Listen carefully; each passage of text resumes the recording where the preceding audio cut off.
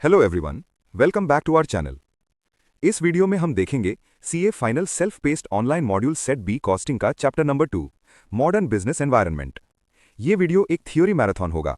हम इस चैप्टर का सारा थ्योरी पार्ट कवर करेंगे, साथ ही इस चैप्टर के सारे थ्योरी क्वेश्चंस और प्रैक्टिकल सम्स भी डिस्कस करेंगे।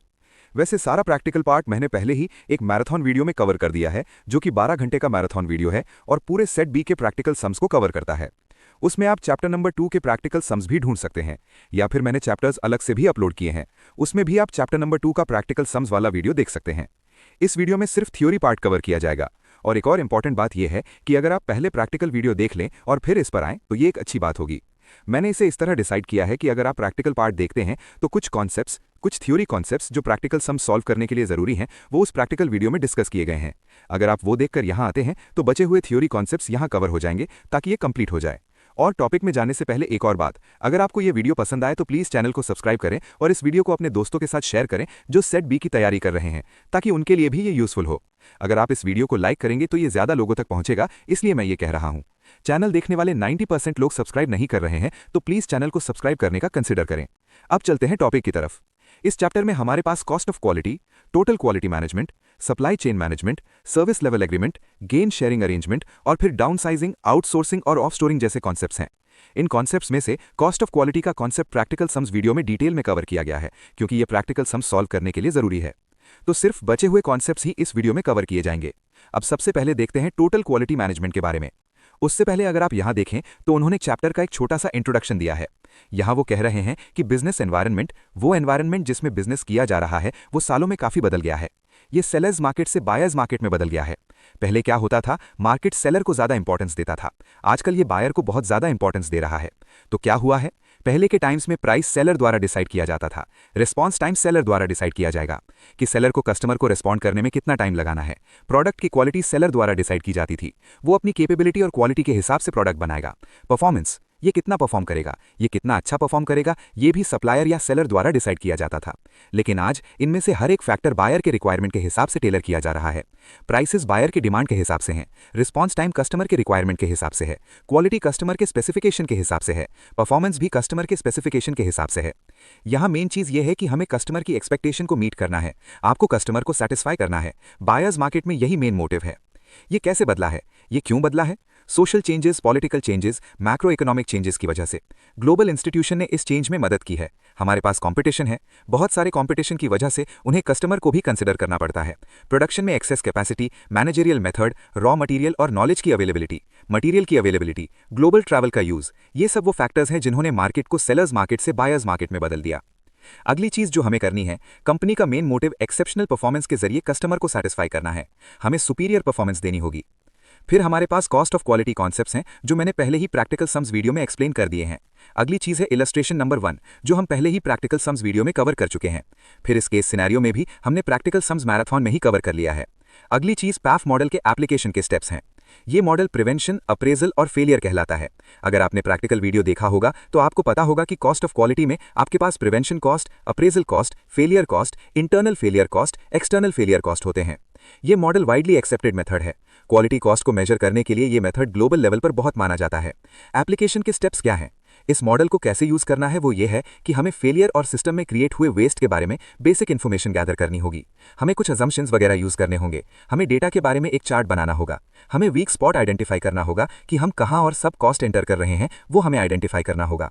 हमें ये रेगुलर बेसिस पर करना होगा और परफॉर्मेंस को इंप्रूव करना होगा और फिर हमें इसका इवैल्यूएट करना होगा। बस यही स्मॉलेस्ट एप्लीकेशन स्टेप्स हमने दिए हैं। और फिर conclusion, cost of quality concept में अगर आप नोट करें तो हमारे पास सिर्फ थोड़े से नंबर ऑफ कॉस्ट होंगे जो कॉस्ट ऑफ क्वालिटी के रूप में आइडेंटिफाई किए गए हैं, रिजेक्शन बेस्ड, टेस्टिंग कॉस्ट जैसे। लेकिन बहुत सारे क्वालिटी कॉस्ट इनकर तो होते हैं, लेकिन हम उन्हें आइडेंटिफाई या मेजर नहीं कर सकते।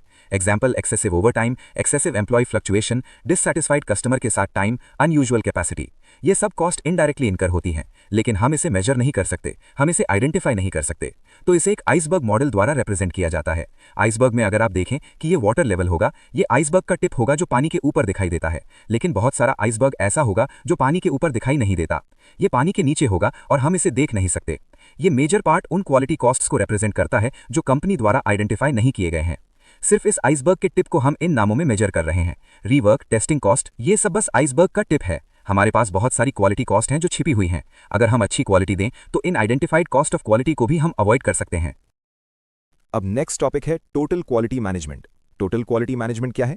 अगर आप नाम ही देखें तो इसमें टोटल क्वालिटी मैनेजमेंट वर्ड्स हैं। इसका मेन मोटिव है क्वालिटी को मैनेज करना। क्वालिटी का मतलब है कि प्रोडक्ट कस्टमर की एक्सपेक्टेशन को मीट करे। ये बिल्कुल कस्टमर की रिक्वायरमेंट के हिसाब से होना चाहिए। हमें कस्टमर को सेटिस्फाई करना है। ये कॉन्सेप्ट 1950s में डेवलप हुआ था और ये 1980s में पॉपुलर हुआ। जिन्होंने इस कॉन्सेप्ट को क्रिएट और डेवलप किया, उनका मेन फोकस कस्टमर नीड्स और ऑर्गेनाइजेशन ऑब्जेक्टिव्स पर था। हमें इन दोनों को मीट करना है। कस्टमर नीड्स का मतलब है कस्टमर को सेटिस्फाई करना और ऑर्गेनाइजेशन ऑब्जेक्टिव का मतलब है शेयर होल्डर की वेल्थ मैक्सिमाइजेशन। अगली चीज ये है कि इसे इंटरनल प्रैक्टिसेस के कंटिन्यूअल इंप्रूवमेंट से अचीव किया जाता है। कंपनी के अंदर हम प्रोडक्शन, मार्केटिंग, सेल्स और बाकी एक्टिविटीज करते हैं। हमें इन प्रोसेसेस और एक्टिविटीज को लगातार इंप्रूव करना होगा, तभी हम अपने डिजायर्ड गोल्स को अचीव कर पाएंगे। टोटल क्वालिटी मैनेजमेंट का कॉन्सेप्ट ओरिजिनली मैन्युफैक्चरिंग एरियाज में अप्लाई किया गया था, लेकिन आजकल इसे सर्विस ऑर्गेनाइजेशंस और पब्लिक सेक्टर ऑर्गेनाइजेशंस में भी यूज किया जा रहा है। TQM यानी टोटल क्वालिटी मैनेजमेंट के दो मेन ऑब्जेक्टिव्स हैं। पहला है वेस्ट को खत्म करना, जनरेटेड वेस्ट को कम करना और एफिशिएंसी बढ़ाना। वेस्ट का क्या मीनिंग है? एग्जाम्पल के लिए, अगर लेबर्स मटेरियल का वेट कर रहे हैं, उस टाइम के लिए भी आपको पेमेंट करनी पड़ती है। लेबर मटेरियल शॉर्टेज या डीले की वजह से आइडल बैठे हैं, ये एक तरह का वेस्ट है, वेस्ट ऑफ लेबर टाइम। अगर आप अननेसेसरीली फैक्ट्रीज और वेयरहाउसेस के बीच मटेरियल ट्रांसपोर्ट कर रहे हैं, या अगर आपकी फैक्ट्री वेयरहाउस से बहुत दूर है, तो ये ट्रांसपोर्टेशन कॉस्ट का वेस्ट है। और जब आप डिफेक्टिव प्रोडक्ट बनाते हैं तो ये फिनिश्ड गुड्स का वेस्ट है। इस वजह से आप सेल्स लूज करेंगे, ब्रांड रेप्यूटेशन खराब होगी और कंट्रीब्यूशन भी लूज करेंगे। ये सब कुछ एक वेस्ट है। टोटल क्वालिटी मैनेजमेंट यूज करके आपको इन चीज़ों को अवॉइड करना है। यहाँ हमें बिजनेस के सभी एस्पेक्ट्स में क्वालिटी स्टैंडर्ड मेंटेन करना है। बिजनेस द्वारा बनाए गए सभी प्रोडक्ट्स के लिए हमें एक मिनिमम क्वालिटी मेंटेन करनी होगी। वेस्ट को एलिमिनेट करें। चीज़ें पहली बार में ही सही होनी चाहिए, राइट द फर्स्ट टाइम। कोई भी रीवर्क या स्क्रैप नहीं होना चाहिए। आप जो भी प्रोड्यूस कर रहे हैं या जो भी एक्टिविटी कर रहे हैं, उसे पहली बार में ही बिल्कुल सही तरीके से करें। आपको रीवर्क नहीं करना चाहिए। रीवर्क की वजह से एक्स्ट्रा कॉस्ट लगती है और वो एक वेस्ट है। हमें इसे एलिमिनेट करना है। हमें reasonable cost per quality services देनी है। हमें बहुत ज़्यादा कॉस्ट भी इनकर नहीं करनी चाहिए। ज़्यादा कॉस्ट करने से कंपनी का प्रॉफिट कम हो जाएगा। हमें मेंटेनेबल कॉस्ट पर अच्छी क्वालिटी देनी है। कॉस्ट रीजनेबल होनी चाहिए। कंटिन्यूअस इंप्रूवमेंट होना चाहिए। ऑर्गेनाइजेशन में हर किसी का रोल होना चाहिए। टॉप मैनेजमेंट से लेकर कंपनी के लास्ट एम्प्लॉई तक हर किसी को इस प्रोसेस में इन्वॉल्व होना चाहिए। इस प्रोसेस में सबका एक रोल होना चाहिए। कंपनी को एक इंटरनल सिस्टम की तरह देखा जाना चाहिए जिसका एम कॉमन हो। एम्प्लॉयज़, कंपनी, टॉप मैनेजमेंट, वहाँ काम करने वाले सभी लोग, यहाँ तक कि सिक्योरिटी गार्ड भी, उन्हें एक इंटरनल सिस्टम की तरह देखा जाना चाहिए। ये एक कंप्लीट सिस्टम है। हर कोई ऑर्गेनाइजेशन के कॉमन गोल को अचीव करने के लिए काम कर रहा है। जिस तरह से टास्क पूरे किए जाते हैं, आपको वो तरीका बदलना होगा। अगर ज़रूरत हो तो आपको प्रोसेस भी बदलना पड़ेगा। आपको प्रोसेस को मॉडिफाई करना होगा। आपको टीम वर्क करना होगा। यहाँ कोऑर्डिनेशन ही मेन एफर्ट है। अगर आप कोऑर्डिनेट करेंगे तभी आप कॉस्ट को कम कर सकते हैं और वेस्ट को प्रॉपर्ली रिड्यूस कर सकते हैं। तभी आप प्रोसेसेस को एफिशिएंट तरीके से कर पाएंगे। इसके लिए हमारे पास एक प्रिंसिपल है जिसे 6 C's ऑफ TQM कहते हैं। हमारे पास 6 C's हैं, यानी 6 कॉन्सेप्ट्स जो लेटर C से स्टार्ट होते हैं। इसीलिए इसे 6 C's ऑफ TQM कहा जाता है। Commitment, culture, continuous improvement, cooperation, customer focus और कंट्रोल। अगर आप इन 6 चीज़ों को सही से मैनेज करते हैं तो आप टोटल क्वालिटी मैनेजमेंट के ऑब्जेक्टिव्स को अचीव कर पाएंगे। हम इन्हें एक एक करके देख सकते हैं। सबसे पहली चीज़ है कमिटमेंट। कमिटमेंट क्या है? कमिटमेंट वो है जिसका आप एश्योरेंस दे रहे हैं। आप क्लियरली कम्युनिकेट कर रहे हैं कि ये हमारी प्रायोरिटी है। टॉप मैनेजमेंट को एम्प्लॉयज़, शेयर होल्डर्स और सभी को क्लियर कम्युनिकेशन देना चाहिए कि प्रोडक्ट क्वालिटी टॉप मैनेजमेंट के लिए सबसे इंपॉर्टेंट चीज़ है। टॉप मैनेजमेंट क्वालिटी को टॉप प्रायोरिटी पर रखता है। बिना क्वालिटी के प्रोडक्ट की ज़रूरत ही नहीं है। अगर आप कोई प्रोडक्ट मैन्युफैक्चर करते हैं तो वो हाई क्वालिटी का होना चाहिए। वो क्वालिटी एश्योरेंस और क्वालिटी कमिटमेंट आपको दूसरे लोगों को देनी होगी। दूसरे लोगों का मतलब है एम्प्लॉयज़, शेयर होल्डर्स, बाहर के लोग, हर कोई। क्लियर एक्सपेक्टेशन होनी चाहिए। जब आप क्वालिटी मेंटेन करने के लिए एम्प्लॉयज़ को काम दे रहे हैं तो आपको क्लियर एक्सपेक्टेशंस रखनी चाहिए। एग्जाम्पल के लिए, आपके पास एक एम्प्लॉय है, एक मशीन है और आउटपुट आ रहा है। ये आउटपुट डिफेक्टिव आ रहा है। आपको एक क्लियर एक्सपेक्टेशन सेट करनी होगी, जैसे कि 6 महीने में आपको डिफेक्टिव परसेंटेज कम करना है। करंटली ये 5% डिफेक्टिव है, आपको इसे 3% तक कम करना है। और आपको एम्प्लॉयज़ को बताना होगा कि ये कैसे करना है। कैसे करना है ये बताना ज़रूरी है। डिफेक्टिव परसेंटेज को कैसे रिड्यूस करना है ये भी आपको बताना होगा। आपको प्रॉपर एक्सपेक्टेशन रखनी है और प्रॉपर ट्रेनिंग भी दी जानी चाहिए। टॉप से कमिटमेंट होनी चाहिए, तभी एम्प्लॉयज़ उस मैटर को सीरियसली लेंगे। वरना एम्प्लॉयज़ नहीं सोचेंगे कि क्वालिटी एक प्रायोरिटी है। वो अपने माइंडसेट के हिसाब से ही काम करेंगे। सिर्फ अगर आप क्लियरली कम्युनिकेट करेंगे तभी वो समझेंगे कि क्वालिटी बहुत इंपॉर्टेंट है। और फिर आता है कल्चर। कल्चर क्या है? ये लोगों का माइंडसेट है। Employees, top management, middle level managers, सबका माइंडसेट। आपको एम्प्लॉयज़ का करंट माइंडसेट चेंज करना होगा और उन्हें समझाना होगा कि क्वालिटी बहुत इंपॉर्टेंट है। कल्चर में चेंज का यही मतलब है। आपको क्वालिटी को हर किसी की जॉब का नॉर्मल हिस्सा बनाना होगा। आपको एम्प्लॉयज़ को समझाना होगा कि क्वालिटी बहुत ज़रूरी है और जो भी प्रोडक्ट्स वो मैन्युफैक्चर करते हैं उसमें मिनिमम क्वालिटी मेंटेन होनी चाहिए। जो भी एक्टिविटीज़ वो करते हैं उसमें एफिशिएंसी होनी चाहिए। Continuous improvement. Total quality management कोई वन टाइम प्रोग्राम नहीं है, ये एक प्रोसेस है। प्रोसेस का मतलब है कि ये ऑर्गेनाइजेशन की लाइफ भर कंटिन्यूअसली चलता रहेगा। आप कंटिन्यूअली इंप्रूव करते रहेंगे, तभी आप एफिशिएंसी अचीव कर सकते हैं। और over a period of time आपको कॉस्ट कम करनी है, तभी ये कंपनी के लिए ज़्यादा प्रॉफिट देगा। अगर कंपनी को ज़्यादा प्रॉफिट मिलेगा तो आप एम्प्लॉय की सैलरी बढ़ाएंगे, आप शेयर होल्डर को ज़्यादा रिटर्न देंगे, सब कुछ बेहतर होगा। आप कंट्री की जीडीपी में ज़्यादा कंट्रीब्यूशन देंगे। इस तरह आप एक होलिस्टिक मैनर में हेल्प कर रहे होंगे। ये बहुत इंपॉर्टेंट है कि आप कंटिन्यूअसली इंप्रूव कर रहे हैं। इंप्रूवमेंट की जगह हमेशा होती है। There is always room for improvement. एक पर्टिकुलर स्टेज के बाद आपको टीक्यूएम रोकना नहीं चाहिए। अगर आप इसे रोक देंगे तो स्टैग्नेशन आ जाएगी, आप उसी लेवल पर खड़े रह जाएंगे। अगर आप कंटिन्यूअस इंप्रूवमेंट करते हैं तो आप हायर एफिशिएंसी अचीव कर सकते हैं और फिर आपको ग्रेटर प्रॉफिट्स मिलेंगे और सोसाइटी का भी भला होगा। कोऑपरेशन। सभी एम्प्लॉयज़, सभी डिपार्टमेंट्स को मिलकर कोऑपरेट करना चाहिए और साथ काम करना चाहिए। टोटल एम्प्लॉय इन्वॉल्वमेंट होना चाहिए। सभी डिपार्टमेंट से सभी एम्प्लॉयज़ को एक कोऑर्डिनेटेड मैनर में साथ काम करना चाहिए और फिर प्रोसेस में सभी एम्प्लॉयज़ को इन्वॉल्व होना चाहिए। जब आप कोई प्रोसेस बना रहे हैं तो लोअर लेवल एम्प्लॉयज़ को भी इन्वॉल्व करें। अगर सभी लोअर लेवल एम्प्लॉयज़ को इन्वॉल्व करना पॉसिबल नहीं है तो आप उनका एक रिप्रेजेंटेटिव ले सकते हैं, क्योंकि वही लोग हैं जो एक्चुअली में काम परफॉर्म करने वाले हैं। अगर उन्हें इंपॉर्टेंस दी जाए और आप उनकी प्रेफरेंसेस और इनपुट्स के हिसाब से काम करें तो ये बहुत प्रॉपर होगा और उन्हें काम की ग्राउंड लेवल रियलिटी पता होती है। वो आपको ज़्यादा आइडियाज़ देंगे और एफिशिएंसी बढ़ाएंगे। फिर आता है customer focus. Total quality management में भी मेन चीज़ कस्टमर नीड और ऑर्गेनाइजेशन ऑब्जेक्टिव को सेटिस्फाई करना है। आपको कस्टमर पर फोकस करना चाहिए। आपको रिलेशनशिप को फॉस्टर करना है, मतलब कि आपको रिलेशनशिप को नर्चर करना है। आपको रिलेशनशिप को बहुत अच्छे तरीके से मेंटेन करना है। इंटरनल और एक्सटर्नल कस्टमर दोनों। एक्सटर्नल कस्टमर वो नॉर्मल बायर है जो हमारे फिनिश्ड गुड्स खरीद रहा है। इंटरनल कस्टमर एक डिपार्टमेंट के एम्प्लॉयज़ होते हैं। ट्रांसफर प्राइसिंग में अगर आप देखें तो एक डिपार्टमेंट होता है जो सप्लाई करता है, सप्लाइंग डिवीजन, और दूसरा डिपार्टमेंट उसे परचेज करता है, परचेजिंग डिवीजन। यहाँ एक डिपार्टमेंट सप्लायर है, दूसरा डिपार्टमेंट बायर है। ये दोनों डिपार्टमेंट्स कंपनी के अंदर ही हैं। तो जब एक प्रोडक्ट एक डिपार्टमेंट से दूसरे डिपार्टमेंट में मूव कर रहा है तो उसे भी एक कस्टमर कंसिडर करना चाहिए। ये बहुत हाई क्वालिटी का होना चाहिए। आपको डिपार्टमेंट्स के बीच में भी क्वालिटी से कॉम्प्रोमाइज नहीं करना चाहिए। अगर बीच का work in progress high quality का होगा तो ऑटोमेटिकली फिनिश्ड गुड्स भी बहुत हाई क्वालिटी के होंगे। ये सब करने के बाद आप कमिटमेंट दे रहे हैं, आप कल्चर चेंज कर रहे हैं, आप कंटिन्यूअस मैनर में इंप्रूव कर रहे हैं, आप कोऑपरेट कर रहे हैं, आप कस्टमर रिक्वायरमेंट को मेन इंपॉर्टेंस दे रहे हैं। इसके बाद आपको कंट्रोल करना है। कंट्रोल का मतलब है कि आपको इंटरनल कंट्रोल मैकेनिज्म रखना होगा। उस इंटरनल कंट्रोल मैकेनिज्म से आप परफॉर्मेंस इवैल्यूएट करेंगे कि जो कंटिन्यूअस इंप्रूवमेंट हम कर रहे हैं वो काम कर रहा है या नहीं, कि वो रिक्वायर्ड रिजल्ट्स दे रहा है या नहीं। ये सब आप कर सकते हैं। मॉनिटरिंग, मेजरमेंट और इंप्रूवमेंट आप इसे कर सकते हैं। आपको डॉक्यूमेंटेशन करना होगा कि क्या रिजल्ट्स अचीव हुए, डिफेक्टिव परसेंटेज में कितनी रिडक्शन हुई, हम कितनी कॉस्ट सेव कर रहे हैं, और आपको प्रोसीजर भी क्रिएट करना होगा। इंटरनल कंट्रोल मैकेनिज्म में प्रोसीजर्स शामिल होते हैं और फिर आपको एम्प्लॉय को अवेयरनेस भी देनी होगी। आपको एम्प्लॉय को समझाना होगा कि पूरी कंपनी में उसका क्या रोल है, एम्प्लॉय का जॉब क्या है, ये ऑर्गेनाइजेशन को कैसे हेल्प कर रहा है, ये अल्टीमेटली सोसाइटी को कैसे हेल्प कर रहा है। आपको एम्प्लॉय को अवेयरनेस देनी होगी। तो ये थे टोटल क्वालिटी मैनेजमेंट के 6 points, 6 C's of TQM। I hope आपको ये समझ आया होगा। नेक्स्ट हम डेमिंग के टोटल क्वालिटी मैनेजमेंट के बारे में देखने जा रहे हैं। डेमिंग वो पर्सन है जिन्होंने टोटल क्वालिटी मैनेजमेंट का कॉन्सेप्ट डेवलप किया था। उन्होंने टोटल क्वालिटी मैनेजमेंट अचीव करने के लिए 14 पॉइंट्स का मेथड दिया है। यही हम यहां देखने वाले हैं। डेमिंग को फादर ऑफ क्वालिटी कंट्रोल भी कहा जाता है। ये किसी MCQ में पूछा जा सकता है, इसलिए ये इंपॉर्टेंट है। Deming father of quality control है। ये 14 पॉइंट्स डेमिंग ने क्वालिटी इंप्रूवमेंट के लिए क्रिएट किए थे। हम कमिटमेंट के जरिए ये क्वालिटी इंप्रूवमेंट कर सकते हैं। यहां हम पहला पॉइंट पढ़ सकते हैं। हमें इंप्रूवमेंट की तरफ एक constant set of purpose create करना होगा। डेमिंग कहते हैं कि हमें एक पर्पस क्रिएट करना है। एम्प्लॉय का पर्पस इंप्रूवमेंट की तरफ काम करना होना चाहिए। हमें ग्रेटर एफिशिएंसी अचीव करनी है और फिर ग्रेटर प्रॉफिट बनाना है। हमें एग्जिस्टिंग लेवल से इंप्रूव करना है। टोटल क्वालिटी मैनेजमेंट का मेन गोल यही है। इंप्रूवमेंट बहुत इंपॉर्टेंट है। सेकंड पॉइंट, नई फिलॉसफी को अडॉप्ट करें। करंटली हमारा एक एम्प्लॉय माइंडसेट है, हमें उसे बदलना होगा और एक नई फिलॉसफी लानी होगी। वो फिलॉसफी हमें एम्प्लॉयज़ के दिमाग में लानी होगी। हमें इसे अडॉप्ट करना होगा। क्वालिटी को इंपॉर्टेंस देने के लिए एग्जिस्टिंग प्रोसेस को मॉडिफाई करें। क्वालिटी इंपॉर्टेंट होनी चाहिए। तीसरा पॉइंट है इंस्पेक्शन पर डिपेंडेंस।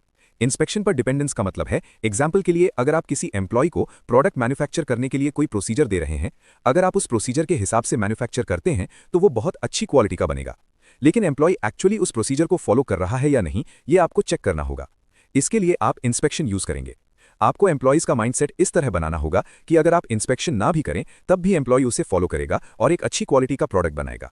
ऐसा नहीं होना चाहिए कि एम्प्लॉय नॉर्मल टाइम में तो वैसे ही कर रहा है और प्रोसीजर फॉलो नहीं कर रहा। जब भी आप इंस्पेक्शन के लिए जाते हैं सिर्फ उसी टाइम वो उस प्रोसीजर को यूज कर रहा है। ऐसा नहीं होना चाहिए। सही काम करने के लिए उसे इंस्पेक्शन पर डिपेंड नहीं होना चाहिए। नॉर्मली उसे प्रोसीजर ही फॉलो करना चाहिए। नॉर्मल पार्ट भी प्रोसीजर से ही किया जाना चाहिए।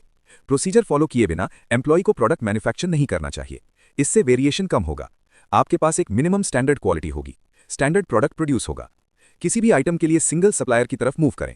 एग्जाम्पल के लिए अगर आपको रॉ मटेरियल चाहिए, जब आप जाते हैं और अलग अलग सप्लायर से परचेज करते हैं तो क्या होगा? आपको मटेरियल की क्वालिटी में वेरिएशन मिलेगा। हर सप्लायर अलग क्वालिटी देगा। ये सभी सप्लायर्स में सेम नहीं होगा। हम इसकी गारंटी नहीं दे सकते। तो इससे सप्लायर की क्वालिटी में वेरिएशन आएगा। इसलिए हमें सिंगल सप्लायर रखने की कोशिश करनी चाहिए। तो रॉ मटेरियल की क्वालिटी यूनिफॉर्म रहेगी। नेक्स्ट पॉइंट है, लगातार और हमेशा के लिए इंप्रूव करें। आपको हमेशा इंप्रूवमेंट करते रहना है, तभी ये प्रॉपर होगा। आपको वेरिएशन कम करने की कोशिश करनी होगी। मतलब ये कि आपकी कंपनी द्वारा मैन्युफैक्चर किए गए सारे products, finished goods same quality के होने चाहिए, यूनिफॉर्म क्वालिटी के। तभी कस्टमर सेटिस्फाइड फील करेगा। वरना क्या होगा कि अगर कोई कस्टमर एक बार प्रोडक्ट खरीदता है, उसे अच्छी क्वालिटी दिखती है, अगर वो दोबारा आता है और खरीदता है तो उसे वही क्वालिटी मिलनी चाहिए, उसे वही यूनिफॉर्म क्वालिटी मिलनी चाहिए। अगर उसे खराब क्वालिटी मिलती है, अगर 2 टाइम पीरियड्स के बीच खरीदते वक्त क्वालिटी में वेरिएशन है तो कस्टमर डिससैटिस्फाइड होगा, वो कंपनी पर ट्रस्ट नहीं करेगा। अगली चीज है ऑन द जॉब ट्रेनिंग। आपको एम्प्लॉयज को ऑन द जॉब ट्रेनिंग देनी होगी। मतलब ये कि आपको एम्प्लॉयज को फैक्ट्री में रखना है, उन्हें काम दें, उन्हें इसे काम के बीच में ही परफॉर्म करना होगा और फिर उसमें आपको ट्रेनिंग देनी होगी। उन्हें साथ ही साथ इंप्रूव करें। आपको जॉब परफॉर्म करना है, साथ में उन्हें ट्रेनिंग भी देनी होगी। आपको ऑन द जॉब ट्रेनिंग देनी है। आपको ट्रेनिंग पर अलग से थियोरेटिकल सेशन वगैरह नहीं देना चाहिए। आपको ट्रेनिंग का प्रैक्टिकल एप्लीकेशन देना होगा। अगली चीज है इंस्टीट्यूट लीडरशिप। आपको उन सुपरवाइजर्स को लीडरशिप देनी होगी जो फैक्ट्री में काम कर रहे हैं। उन्हें लीडरशिप फील होनी चाहिए। मतलब ये कि उस पर्टिकुलर डिपार्टमेंट द्वारा प्रोड्यूस किए गए फिनिश्ड गुड्स के लिए उन्हें रिस्पॉन्सिबल होना चाहिए। सुपरवाइजर रिस्पॉन्सिबल है, वो सारी चीजें कर रहा होगा और उस पर्टिकुलर डिपार्टमेंट के लिए क्वालिटी मैनेज कर रहा होगा। अगर डिपार्टमेंट में कोई प्रॉब्लम आती है तो वही रिस्पॉन्सिबल है। आपको सुपरवाइजर्स को वो लीडरशिप क्वालिटी देनी होगी। जनरल में आपको ये लीडरशिप क्वालिटी सभी लोगों को देनी होगी।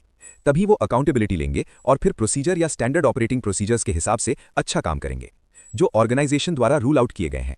लीडरशिप और सिर्फ सुपरविजन के बीच में फर्क होना चाहिए। मेरे सुपरविजन का मतलब है कि वो बस देखेंगे कि ये हो रहा है या नहीं। वो क्वालिटी वगैरह के बारे में उतना केयर नहीं करेंगे। वो देखेंगे कि ये नॉर्म्स के हिसाब से काम कर रहा है या नहीं। वो बस इसे नॉर्मल तरीके से चेक करेंगे। लेकिन जब आप लीडरशिप देखते हैं तो वो प्रोसेस में हर एक गलती और इंप्रूवमेंट एरियाज को आइडेंटिफाई करेंगे। अगर इंप्रूवमेंट की जगह है तो वो उसे देखेंगे और टॉप मैनेजमेंट को इन्फॉर्म करेंगे। वो प्रोसेस को एफिशिएंटली मैनेज करने के लिए इनपुट देंगे। एफिशिएंसी कैसे बढ़ाई जाए, डिफेक्टिव को कैसे कम किया जाए। इस तरह उनके पास लीडरशिप, ओनरशिप और अकाउंटेबिलिटी होगी। वो प्रोसेस को खुद इंप्रूव करने की कोशिश करेंगे जैसे कि ये उनकी अपनी कंपनी हो।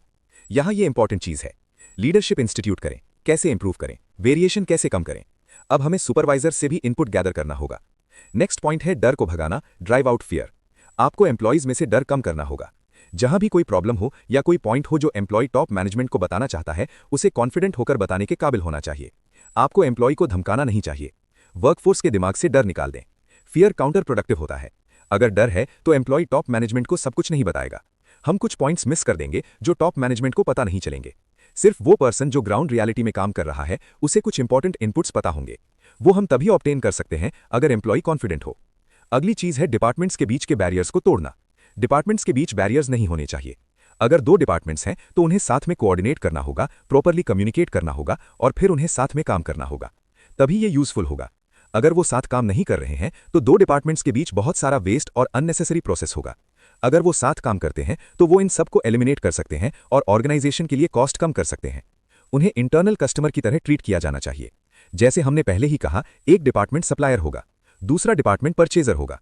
उस परचेजर डिपार्टमेंट को एक कस्टमर के रूप में देखा जाना चाहिए। आपको अपने वर्क इन प्रोग्रेस के फिनिश्ड गुड्स उस पर्टिकुलर बायर डिपार्टमेंट की रिक्वायरमेंट के हिसाब से देने चाहिए। यह भी होना चाहिए। स्लोगन्स को एलिमिनेट करें। आपको सिर्फ मोटिवेशन नहीं देना चाहिए। आपको प्रॉपर ट्रेनिंग, प्रॉपर सुपरविजन, सब कुछ होना चाहिए। लीडरशिप दी जानी चाहिए। वर्क एनवायरनमेंट क्रिएट किए बिना सिर्फ मॉनिटर करना यह सही नहीं है। आपको वर्क एनवायरनमेंट क्रिएट करना होगा। आपको कल्चर क्रिएट करना होगा जो सारे मटेरियल्स आप परचेज कर रहे हैं। एग्जाम्पल के लिए रॉ मटेरियल परचेज करने के लिए सप्लायर के साथ टॉप मैनेजमेंट का कॉन्ट्रैक्ट, उस सप्लायर द्वारा दिया गया रॉ मटेरियल पुअर क्वालिटी का है, तो ये सही नहीं है। टॉप मैनेजमेंट एक टाइम पर हाई क्वालिटी प्रोडक्ट्स देने का कमिटमेंट दे रहा है, दूसरे टाइम पर वो उन सप्लायर्स को कॉन्ट्रैक्ट दे रहा है जो लो क्वालिटी रॉ मटेरियल दे रहे हैं। ये नहीं होना चाहिए। आपको एक प्रॉपर वर्क एनवायरनमेंट क्रिएट करना होगा, उसके बाद आपको क्वालिटी को इंपॉर्टेंस देनी होगी, तब ये प्रॉपरली काम करेगा। अगली चीज है मैनेजमेंट बाय ऑब्जेक्टिव्स को एलिमिनेट करना। मैनेजमेंट बाय ऑब्जेक्टिव्स क्या है कि आपको एम्प्लॉइज को टारगेट देना होता है। ये टारगेट है, आपको इतने यूनिट्स प्रोड्यूस करने हैं, आपको इतने घंटे काम करना है। इस तरह ये टारगेट एम्प्लॉय को टारगेट के पीछे भगाएगा। वो क्वालिटी वगैरह की केयर नहीं करेगा, वो बस नंबर ऑफ यूनिट्स या नंबर ऑफ आवर्स वर्क पर फोकस करेगा, वो क्वालिटी पर फोकस नहीं करेगा। अगली चीज है प्राइड ऑफ वर्कमैनशिप के बैरियर्स को हटाना। जब एक एम्प्लॉय काम कर रहा हो तो उसे उस काम पर गर्व होना चाहिए। आपको एम्प्लॉय को वो क्वालिटी देनी चाहिए। अगर कोई एम्प्लॉय प्रोडक्ट मैन्युफैक्चर कर रहा है या कोड क्रिएट कर रहा है या वो सॉफ्टवेयर डेवलप कर रहा है, इसे करने के बाद उसे प्राइड फील होना चाहिए, उसे बहुत प्राउड होना चाहिए। मतलब ये कि उसने अपनी पूरी ताकत से एक बहुत हाई क्वालिटी प्रोडक्ट क्रिएट किया है और वो ऐसा करने के बाद बहुत खुश होगा। वर्कर सेटिस्फैक्शन बढ़ाएं। अगर वर्कर ज्यादा सेटिस्फाइड है तो वो इस काम में और इंप्रूवमेंट करेगा। वो सोचेगा कि इस काम को और एफिशिएंट तरीके से और बेहतर तरीके से कैसे किया जाए, बहुत हाई क्वालिटी काम कैसे किया जाए। वो ये सीखेगा और वो कंपनी को क्वालिटी ऑब्जेक्टिव्स अचीव करने में मदद करेगा। आपको एजुकेशन और सेल्फ इंप्रूवमेंट इंस्टीट्यूट करना होगा। आपको एम्प्लॉइज को काम के बारे में सिखाना होगा और फिर उन्हें सेल्फ इंप्रूवमेंट के बारे में भी बताना होगा।